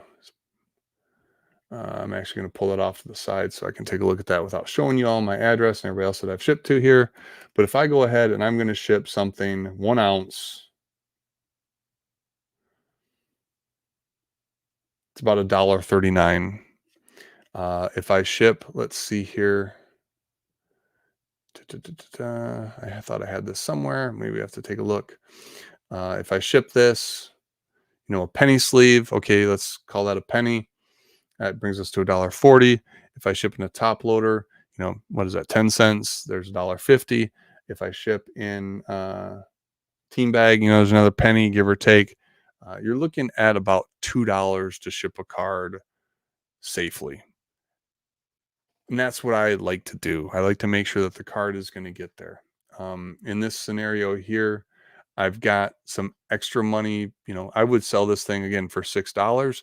I've got some extra leeway in there. Buyer is going to pay $2.07. You could offer free shipping. Sometimes if you've got like a higher card, you might offer free shipping, although then you eat even more because you want to track things and do stuff like that. Is there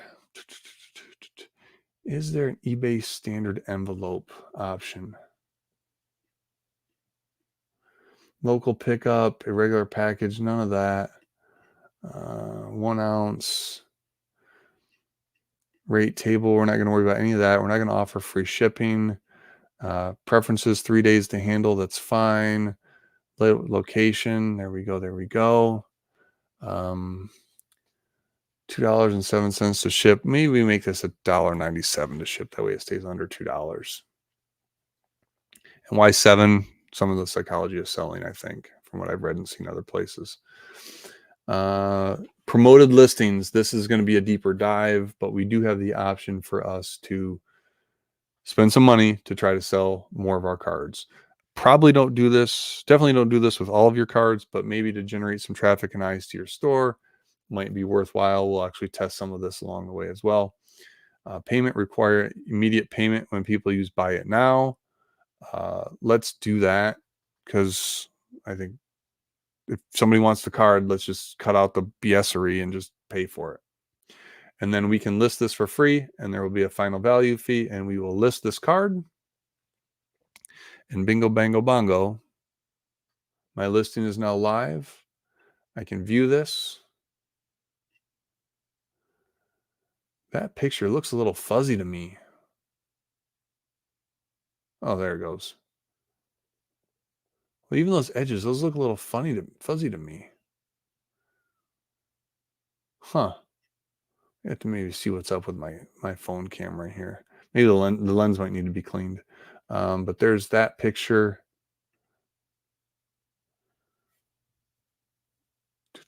Why is that so? There we go.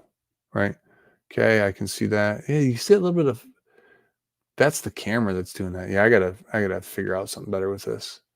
Boom, boom, boom. Zoom in here, see what's up, what's up.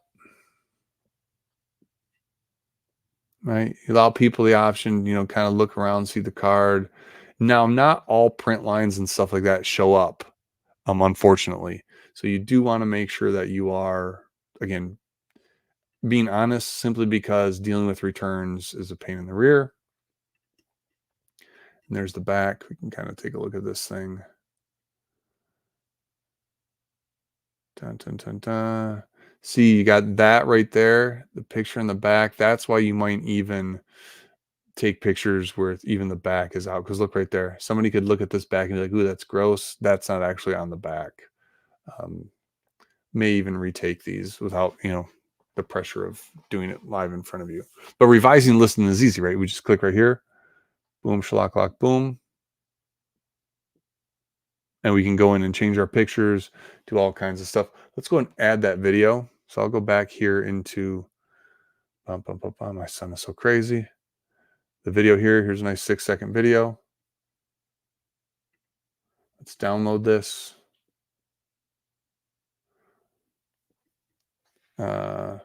Devon McCain. Ooh, that was my stomach. Prism, neon, green, pulsar. You can come in here, upload a video from the desktop. And now our listing will have a video, which would be kind of cool. Sets us apart from some of the others and only took a few seconds, right? Did not take long. I'm going to go ahead and show how to do some videos of cards, put together some videos using some tools like TikTok has one of the better video tools out there, if I'm being 100% honest. Um, yeah, but I would really like to take the back of this better. Honestly, the centering is not this bad. This card is gradable. I'm not gonna lie. This card is definitely gradable. I would not say that in my listing though. You'll see some people say super clean card. I would not in a listing ever say this card's a 10, this card's a 9, this is that, and the other thing, right? There's two. You don't have control over that. You don't want to say that somebody has a message that said this card will 10, and it's silly. Clean. People think this card is clean. You'll see that quite a bit when we're talking about how good a card might be. All right. I feel like we're actually in a pretty decent spot. I know I said I was going to maybe do a little bit more. I'm not sure, Tequila, if anybody's out there still listening. Hey, whoever else is out there, just maybe joining in. We just added this video. Video defaults to second position. It can be rearranged. That's fine. I just took a video of this card and uploaded it as part of the way that we revised this listing. We did buy it now on this thing. We put $1.97 in for shipping. and we're going to revise it, and we will take a look at what this looks like. Hey, kiddo, how's it going? Hey, guess what I found out? I streamed using OBS, and it's so clear and so fast, dude. It's awesome. So we'll be good to stream. So sweet. This is done. Boom, shlock, lock, boom. Checking this out here. The results here show up by, I believe, when they're ending first, potentially. Yeah, by when they're ending first. We'll reverse that. And then here is the card that we just listed. Stands out pretty good. Not 100% happy with the picture. That still feels a little fuzzy to me. There we go. Do we actually get the video in here? No, the video has to be reviewed. I understand that eBay wants to be a little bit safer with video content that gets put up. You can't necessarily review video content as fast as you can photo content. So eventually this video will be up, and then this card is for sale. Create shipping discounts. What is that? Shipping discounts. Allow buyer. Always ask buyers for their phone number. No, we don't care. Allow combined payments and shipping. Combined payments. Allow buyers to send one combined payment. Yep. Time to combine. Yep. 3 days. That's cool. Use shipping rate tables. No. Cutoff time. Allow combined. Add an amount for each additional item. Subtract an amount for each additional item. Add an amount. See, we're not going to get into that right now, but you can do a whole bunch of stuff here with shipping discounts, promotional shipping. Yeah, we're not going to mess around with any of that type of stuff. And then if I go back to my store, go back to my store here. We should be able to see, there it is, newly listed, the David Kane. I do like that green fire. And you'll notice this picture better than the Bailey Zappi. Yeah, we're going to go through. We're going to retake all of our pictures. I'm probably going to do just a session on retaking and how to take pictures here. Football cards, shop now. And there she blows. We'll kind of see what happens. All right. I'm going to take a quick break, and I'll be right back. I need to use the restroom. I'm not going to even try to sugarcoat it with you folks. And we'll kind of, when we get back, we will look at what we've done and look at what we want to do going forward here. I'm going to probably do another hour. We'll talk about some of the other things that I want to be able to cover that's going to make selling on eBay easier. And where, there we go. We can do that one right there. Throw that thing up. I'm going to mute my mic, and I'll be back in a few minutes. How's that for a deal? Boom, boom, boom, boom. So, why didn't the picture get added? There it is.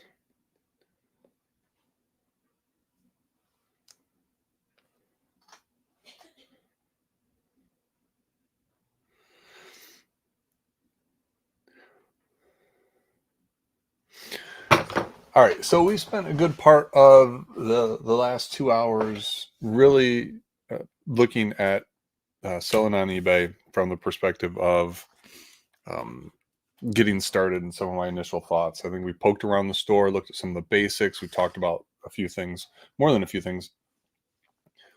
What I want to do is I want to go ahead and give just a little bit of information on what I plan to do going forward to make this a little bit more structured and make a little bit more sense, right?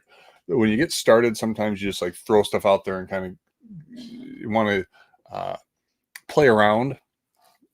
And that's what we did today. The first 2 hours we played around. If you want to take a look here, we created a listing.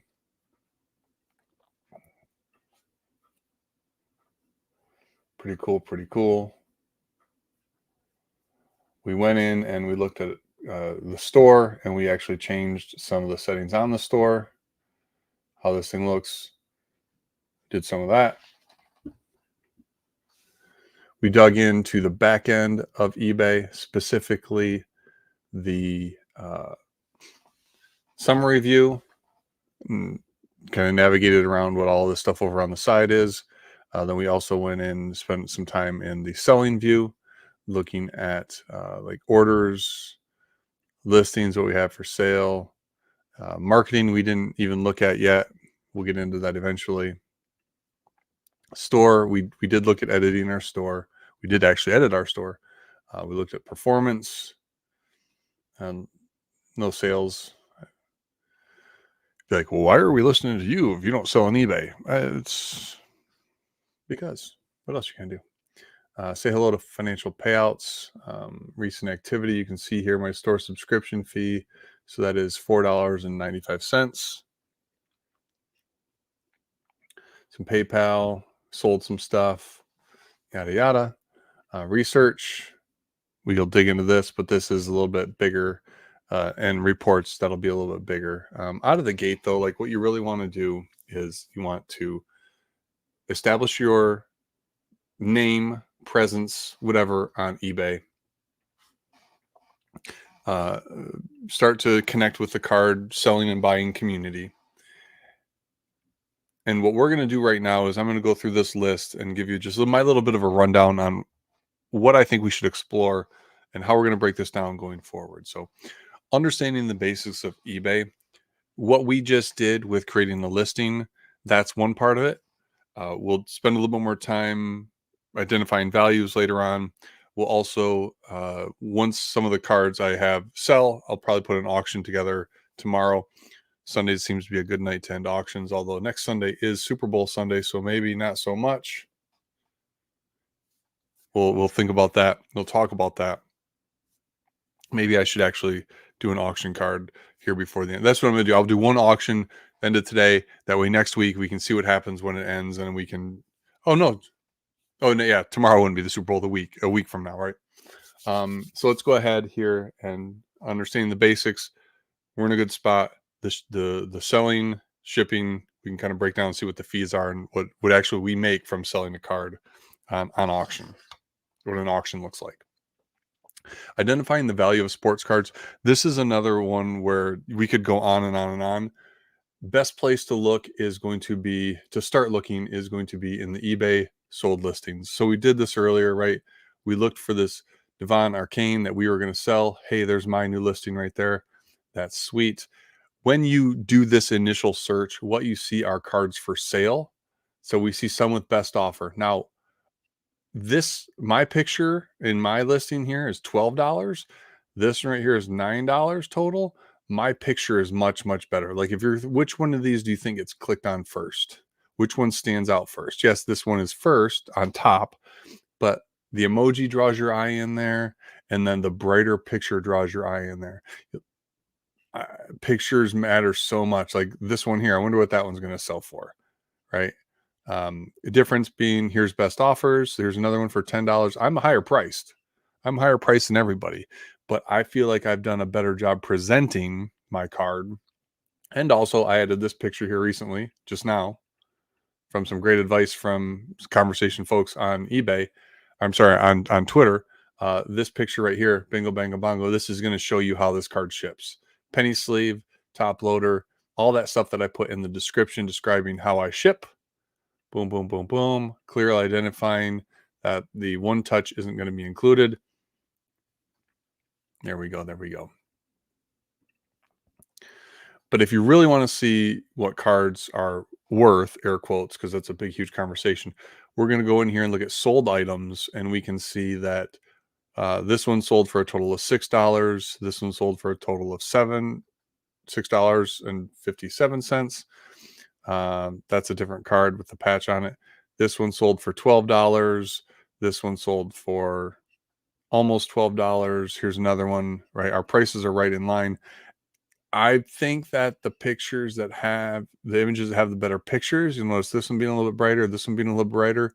These are selling for more. Hey, you can't even say that though, because that one's really, really dark and gross. Surprised that one sold at all. So the sold listings is where you're going to look to find the values of your cards. Remember, because we're talking about this right here, identifying value of your cards. The other place that you can look is Sports Card Pro. This one is pretty good. Let's see if we can see the Devon Arcane Prism. Let's see if these show up. I'm not sure exactly how up to date this stuff is here. Neon green pulsar. 3 cards. Here we go. Awesome. Ungraded. Looks like a few are selling per day for $5. PSA 10 sold for $50. And what's cool is we can click on that. And I thought it took us to the actual listing, but it doesn't. But this is another great resource for you to use to be able to identify. 130 point, people use that as well. I think that's what it's called, 130 point. It's really just the same data as eBay. I think, though, it does remove some of the eBay. When you have something at a fixed price and someone buys an offer, it doesn't show what the offer was taken for. I think that 130 point actually pulls that data for you. But let's go Devon, McCain, Prism, Neon Green, Pulsar.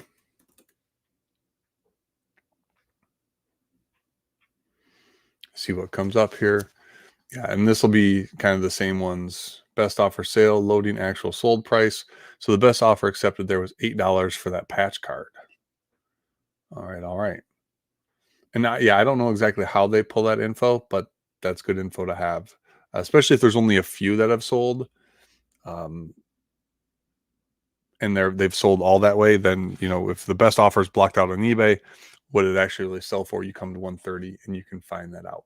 Sports Card Pro is great because this shows you historical over time, and you can get a snapshot of a lot of stuff. Search with a photo. Upload a photo. Let's go to, I just put some in, didn't I? Let's go here. We'll do that one. See if we can do that one. I've never used this feature before, so we're going to check this out here.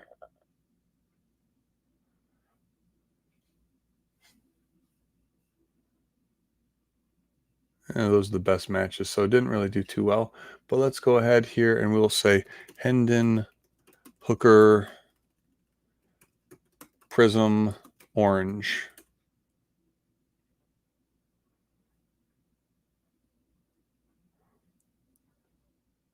Is it an orange pulsar? No. Orange wave? No. See, that's the difference. See, all these variations are crazy. What? An orange wave sold for that much money? Holy mackerel. Ungraded? $100? Jeez Louise. What's this one here? Is this the one that we're looking at? Sorry, I'm getting sidetracked here, but kind of want to know. What was my picture? Dang naffit. Hendon, Hooker, Prism, Orange. I think mine's got the orange, like Dorange. This one here, the laser prism. Yeah, that's what it is. So that's different, right? And this is where the confusion in the market. That's the laser prism. That's the one that sold for $7. So let's go orange laser. Hendon, Hooker. I don't want to spell Rooker. Hendon, Hooker, Prism, Orange, Laser. And what I really, really, really like about Sports Card Pro, I own this card, is that it will show you values over time. Really? That PSA only sold for $80? Wild. PSA 10. All right. One other place that you can get comps is from My Card Comps. This is something I'm putting together using ChatGPT. I can come here. I've got some videos on building this. I'm also going to be doing some builds of this. Those are machines for work. We don't need those. Desktop. Let's go ahead and see if it can work with that card there, if it can tell us what that is. So this is a tool that I'm building to help comp cards. It's very, very, very much in its early state here. Oh, what year was the first football card ever produced? That's interesting. So I added that in because it does take time to figure stuff out. I added in that trivia question to kind of let your brain do something while this thing searches. But first ever football card, it's got to be 1935, right? It's 35 or 48. I don't think it's in the 1800s. Prism variety, so it doesn't tell me what one it is, but it was able to identify 2023 Panini Prism card 329.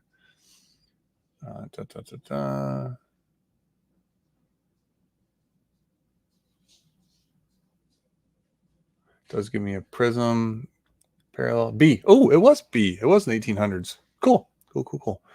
So anyway, this tool I've got, I'm still working on this tool, but this thing eventually will be able to help you. And it's really just aggregating data from kind of all over the place. But if you want to check that out, feel free.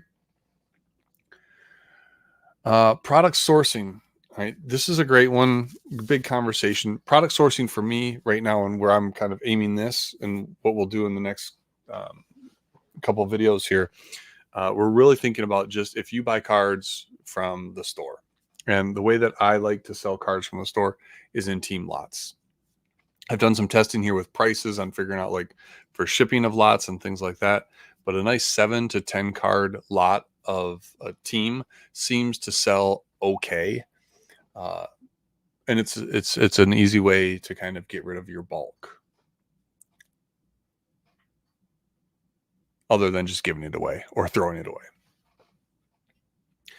Listing and describing, we did a lot of this right now in the previous part of this video, where we took something that was a successful listing, selected someone like this, and then added our own images. We're going to do a whole series on how to take pictures for eBay. We also then went in and used the AI description, looked at that. That was pretty good. We tweaked it a little bit. Then we went in and added our shipping details. I think that's super important. We also even added in that picture that shows how we ship. I think that helps just to make a buyer feel more comfortable, especially for somebody like myself. I am going to price my cards higher because I know the quality. I know that I am truthful in my listings, and I take the time and energy to make sure that the people who buy from me feel like they're being taken care of. And people will pay for quality. And I'd rather deal with people who want to pay for quality than people who don't. You may be different. We did talk about pricing and auction pricing strategies just a little bit. We didn't really dive into anything auction related yet. That's what I'm going to do once I go through this list. So fixed price listings, what we did earlier. We'll do an auction one here in a second. Shipping and handling, this is important. People complain about shipping all of the time because sometimes people will charge $5 for shipping and ship in a plain white envelope for $2. The amount of materials, we're actually going to look at that here in the next section of this video as well. You know, shipping and handling, how much time should you charge for handling, right? That's one of those things people seem to not understand. Like for me to ship a card, prep a card for shipping takes about, I don't know, we can actually test next time we ship, but probably about 5 minutes, right? Okay, so what's your time worth? If you make $20 an hour, how much is 5 minutes of that, right? But people don't want to pay for that. People don't want to pay for that time. Unless you're shipping and it arrives and they can tell that you put the time into it. And that's what I try to do. We'll see where my shipping's at with regard to what it actually costs here when we list this next item. We'll actually go in and break down potentially. Probably not. We'll probably say that for the next video. We'll go in and do a cost analysis of supplies and how to buy supplies, where I buy supplies for selling on eBay. I think that makes a good standalone video in and of itself. Customer service and communication. We talked a little bit about feedback and how important it was early on in this video. Leaving feedback is vital. Having good feedback is also vital as a seller. If you are starting out and you don't have a good feedback score, my best advice to you is go buy 10 to 20 items, pay for them promptly. Don't complain about anything. hope for feedback. And if you don't get feedback, just send a quick little message to the seller. Said, hey, I'm a new buyer. I'd love to have this feedback. Would you mind sending me some feedback? If they do, great. If they don't, just move on.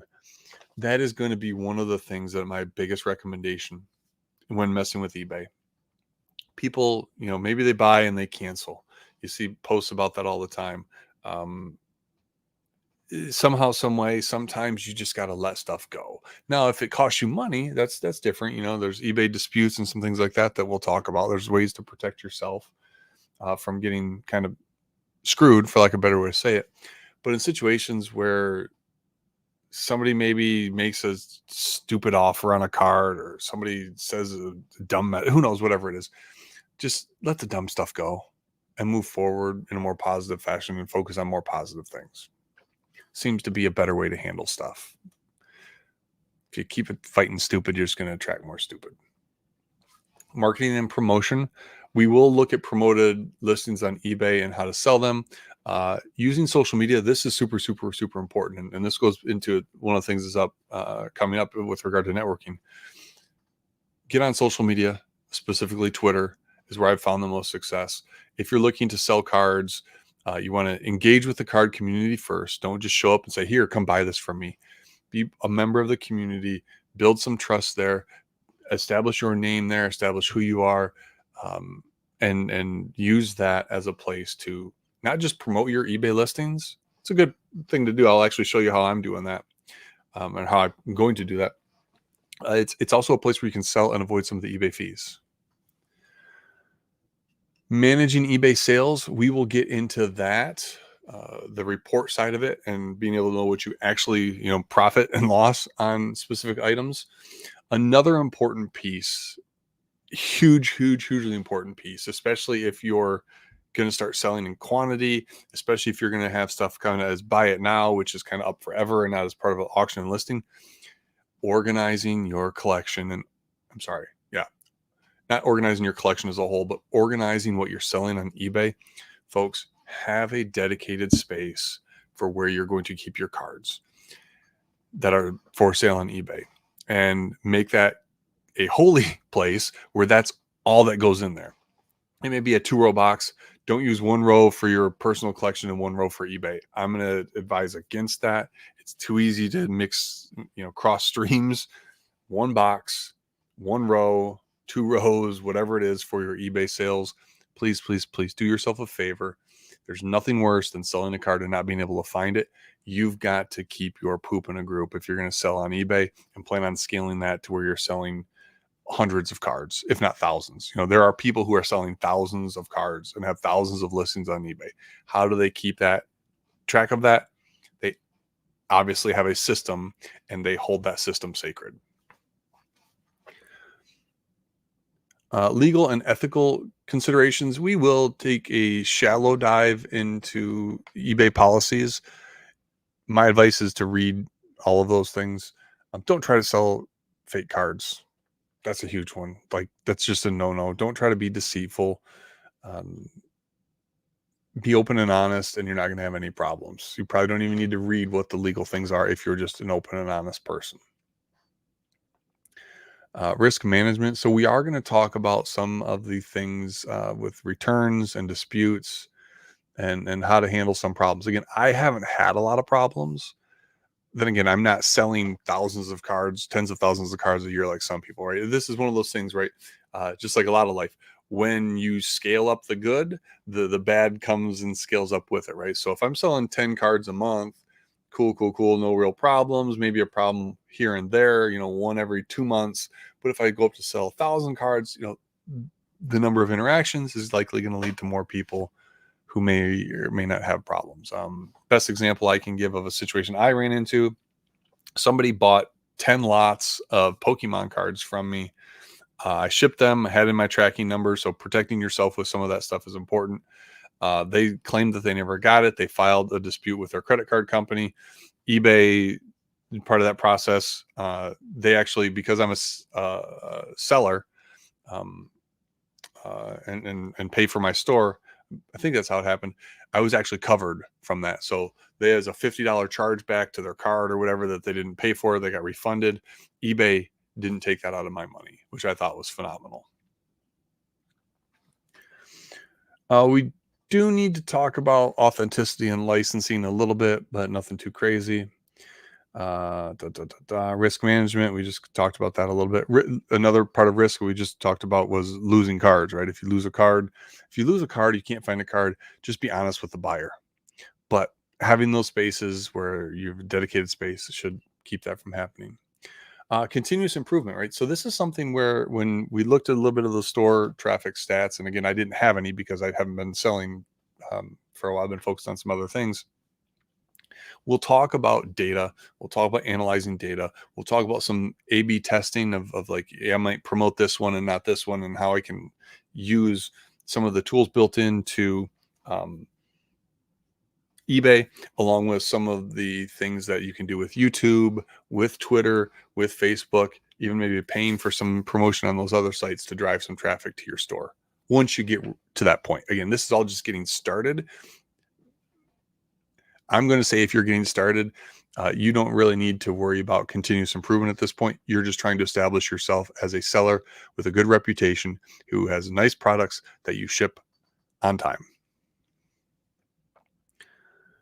Business growth and expansion, that's going to be in the next class, right? When I decide to move on, when I go to the point where I'm maybe selling 1,000 cards a month, at that point, then how we go from selling 10 cards a month. Let's do that. Right. There's 10 cards a month, there's 100 cards a month, and there's 1,000 cards a month. There's like 3 levels. Right now, we're just worried about the 10 cards a month. We will look at this growth and expansion as we move forward. And it's funny, point number 14, we started with that one because I think if you're getting started in selling sports cards, the networking part is the most important.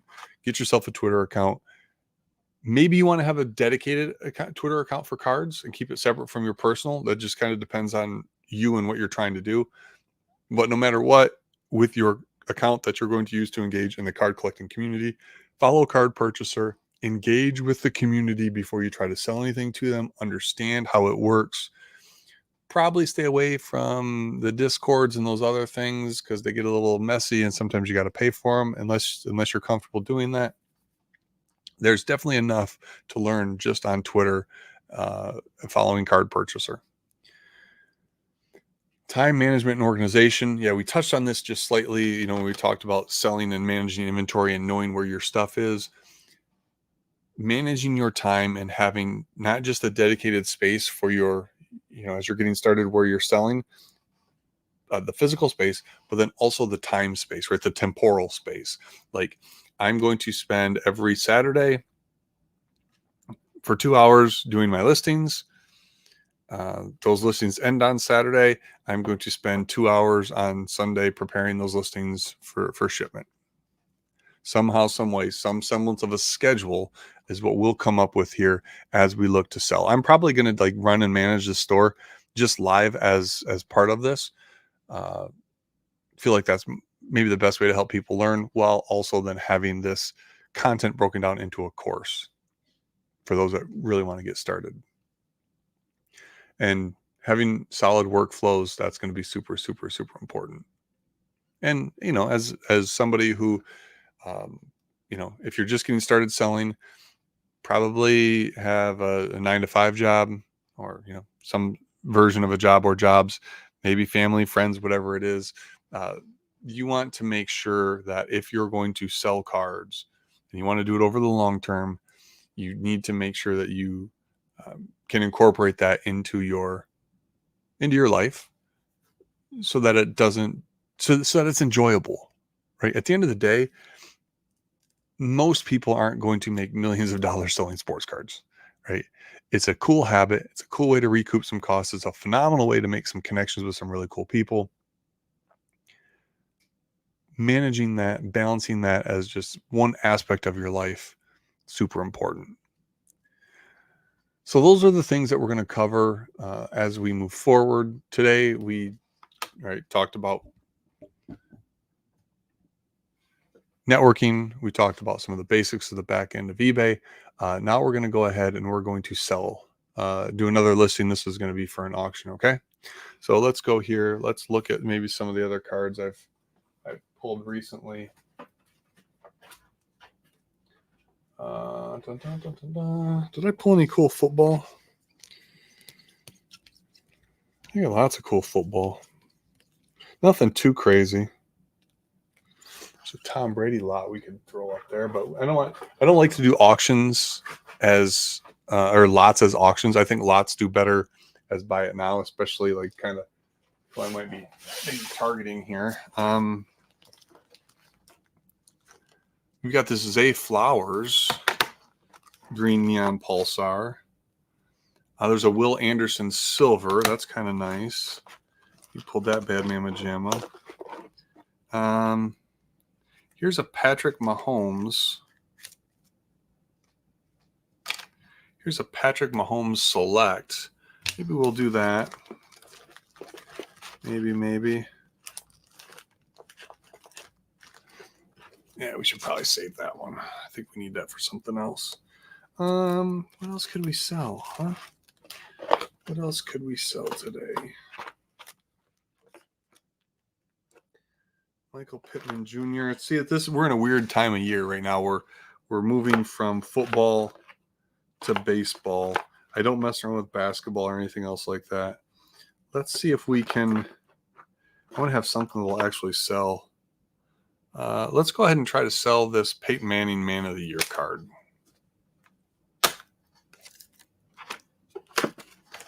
Why not? Okay, so folks, here we go. Peyton Manning Man of the Year out of Mosaic. So we search. First thing we're going to do is look at Peyton Manning Mosaic Man of the Year. And if we look at this, there's a prism variation. This is where Panini gets really, really confusing. There are all these variations, and there is just the base card right there. So let's go down to sold listings. This might be like a $2 card. Sold listing, bingo, bango, bongo. One sold for $1.25 with free shipping.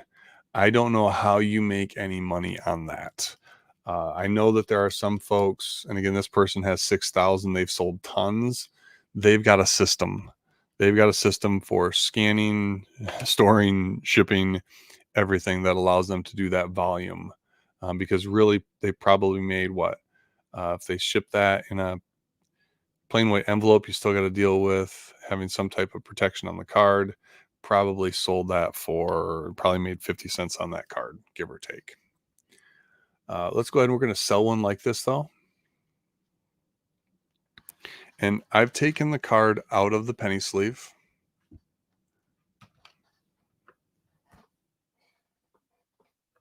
I'm going to take my, I guess I can do this here. You can go ahead and stop the screen for right now. I'm going to go ahead and take the card. I'll put it here. I should probably wipe this card down based on how it looks.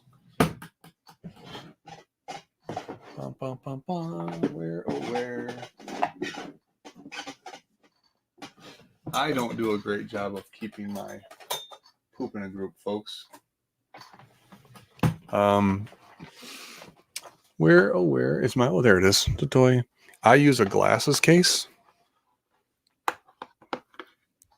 And I will use a cloth, an eyeglass cloth, to wipe down cards. You can use the penny sleeve to kind of hold down the corner here. And then I'm just going to go ahead and try to get any smuts off the card. You see there's a little bit of some scratches on this thing. This isn't in great condition.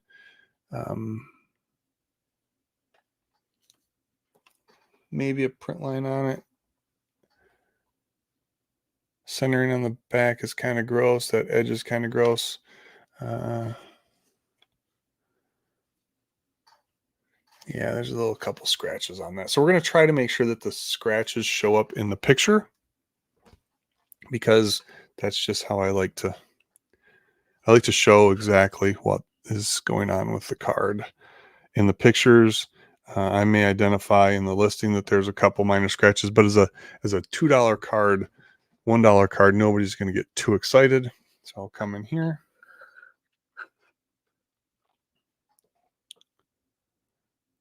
I use my phone, and my 2x zoom on my phone seems to work out pretty well.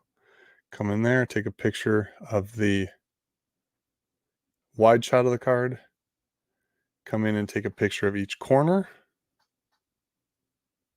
It's nice to have some contrast in the corners so people can see the actual corners. I'm going to come in here now, and I'm going to take a picture of the back.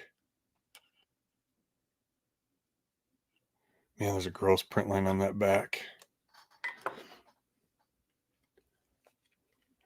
If this was a better card in better condition, I would not be turning it on the wood like I am.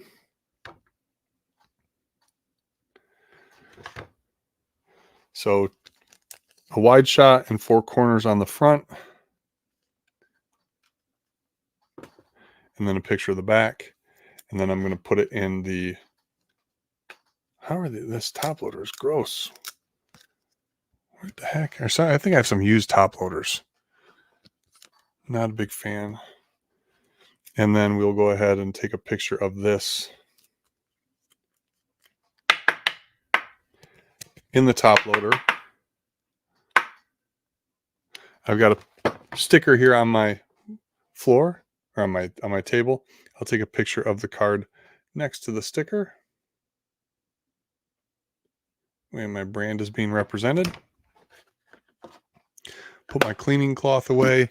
Eyeglass cleaner also does seem to work fairly well on cards. So now we've got that card there. I'm going to do this mobile upload. Oops, I got to share my screen again.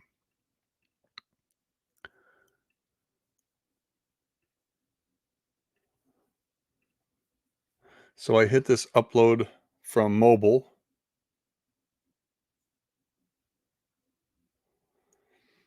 So upload photos from mobile. I'm going to get a notification on my phone. And this is going to allow me from my phone to upload pictures. There are scanners and other things, lots of stuff that people use. Again, it is all dependent on how much stuff costs and how much time and how many listings you're doing. For what I'm doing, this seems to work fairly well because I'm going to clean off the card just like I did. I'm going to take the pictures, takes a few minutes, 5 minutes if I'm not talking through it, right? I hit wait for the pictures to load. Bingo, bango, bongo. Hit got it.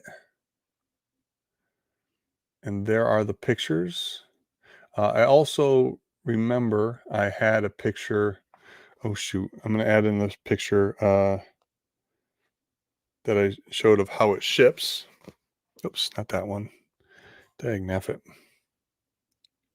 Let's add this photo here that shows how I ship. If I want to, I can come in here and I can use this to brighten it up. Oh, that's gross. Cancel all that. Right, but that's kind of dark. I probably need to adjust my light. I'm going to go ahead and do that. That at least shows the color a little bit better here for that image. We'll go here, do the same thing. You can see the smutch and sputs, and nothing you can do about that, folks. If the card's not in great condition, you can't fake it, right? At least you shouldn't. You don't want to deceive anybody. I mean, your reputation becomes somebody who sells crap, then it's kind of hard to get that back. I do need to work on the, oh, what in the funk? Why was that the magic? Oh, that's gross. Let's just come in here and we'll brighten it up a skosh. Yeah, we'll have to, the video that we do on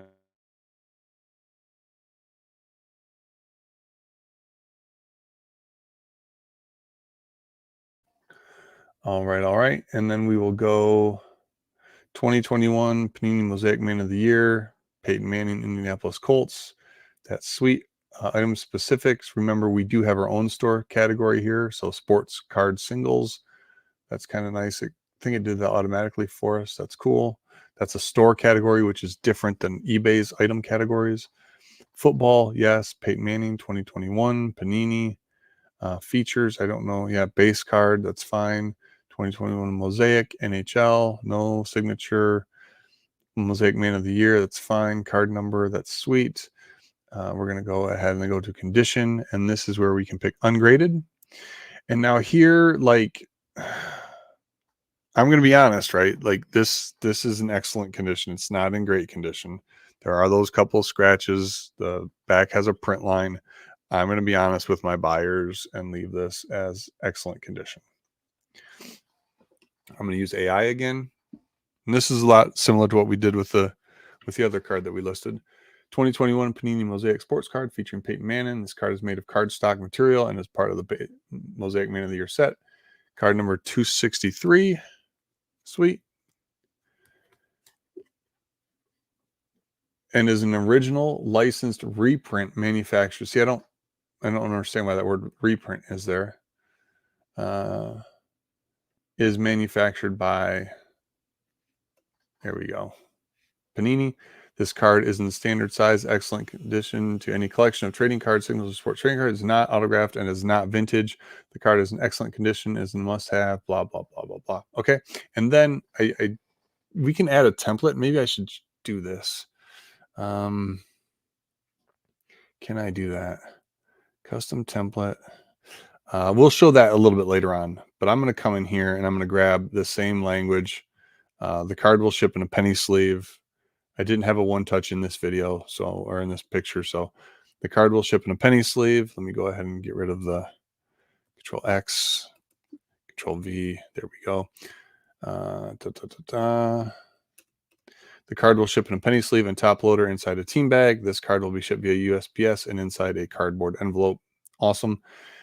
Now, where it's different from previously is we're going to do an auction. So this auction will end at approximately 5:45 next week. 7 days. You can do 1, 3, 5, and 10 days. I think some of these are actually more expensive. Like that one, I thought that one cost you money if you do a 1 day. Yeah, if you do a 1 day auction, it costs $1. Why you would do a 1 day auction, I don't know. I'm sure there's some psychology to that. A 3-day auction, same thing as $1. 5-day auctions, let's say you want to list on Friday night and then have them ready for to go off on Sunday. That one's $1 as well. Oh, that's gross. So is it 7 and 10 that are the only ones I think that are free? Yeah. Let's see here. Starting bid. We're going to put the starting bid at, what I like to do here is I like to do the starting bid. I'm going to offer free shipping on this. And I like my starting bid to cover the fees and everything else. I know some people say 99 cents. Maybe we do 99 cents. Buy it now. We could put that in here. Maybe this was like a $20 card. We could then do it as an auction and buy it now at maybe $22, $23 for somebody that really wanted it, if they didn't want to deal with the auction part of it. Reserve price. So let's say we wanted to try to sell this for 100 and didn't want to take less than 80. We could set a reserve, and that's a floor. If the auction doesn't get above that reserve price, it's not going to sell. That's another way to kind of protect yourself from that risk management we talked about a little bit earlier. Allow offers. We're not going to allow offers. Let's forget about that. Shipping, again, this is going to be like 1 ounce. It's going to be 7 by 5. We're not going to use UPS ground advantage. We'll do flat rate.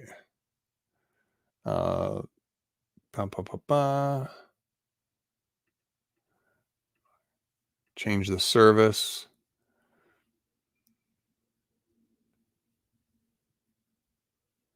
Isn't there eBay standard envelope? Yeah, eBay standard envelope. Here we go.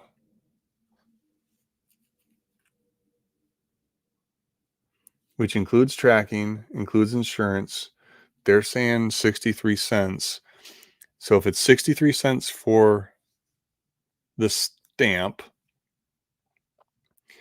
and then it's a penny for the penny sleeve, 10 cents for the top loader. That's 11 cents. That's taking up to 75 cents. Plus your team bag, 76 cents maybe, and your envelope, 80 cents. Maybe it's 80 cents. Let's do shipping for 97 cents. Why not? See what happens.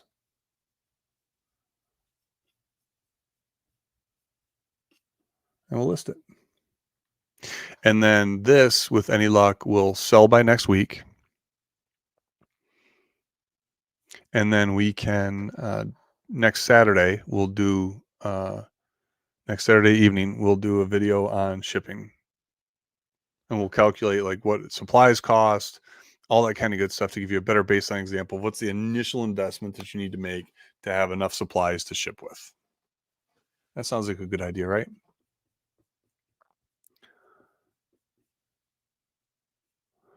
Looks like something is missing. Immediate payment. I don't understand where that's at. So let's just refresh this. Hopefully nothing gets lost. And we will wrap this up. AI drafted it for us. Cool, cool, cool. Let me go ahead. I do want to upload another photo. I don't know why it didn't take.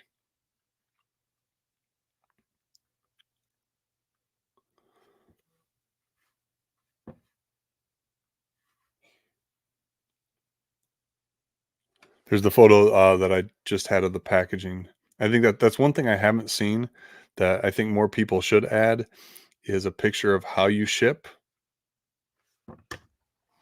That way it makes people feel more comfortable about spending that 97 cents, right? Now I'm going to see how this works with that eBay envelope. I've never used that. That seems amazing. Let's hope it works. I do got to work on the lighting and some stuff for these pictures because that's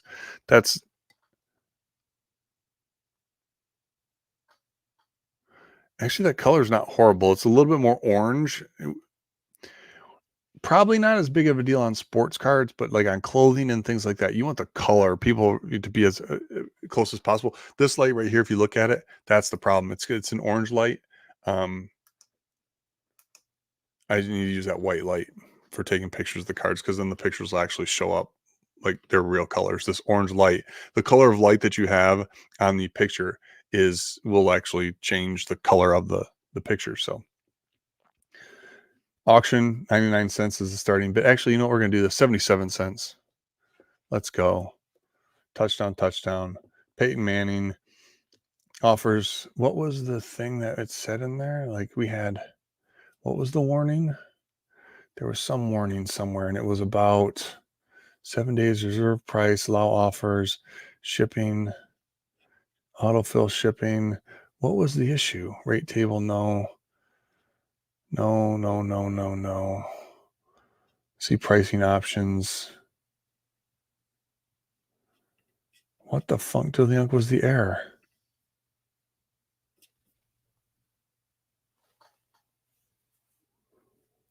Looks like something is missing or invalid in this immediate payment. If I click on that, yeah, no. Okay, I'm not even sure why that was clicked because we had selected buy it now before, and when you do buy it now, you can request immediate payment. I'm not exactly sure why that happened. So, all right. Anyway, folks, it has been approximately 3 hours. It's a good chunk of time. I will be editing this down, cutting out some of the stuff that break in the middle, trying to tighten this up. But this document and selling on eBay, I feel like this is a very good introduction. We will be digging into each of these things as we actually just start to sell more stuff. Probably next up is going to be picture taking, because all this other stuff is easy, but taking pictures and getting good quality pictures, that's super important. So thank you. Appreciate it. You guys know where to find me. Follow me on Twitter, YouTube, subscribe, all that kind of good stuff, and we'll continue to make stuff happen. Take care.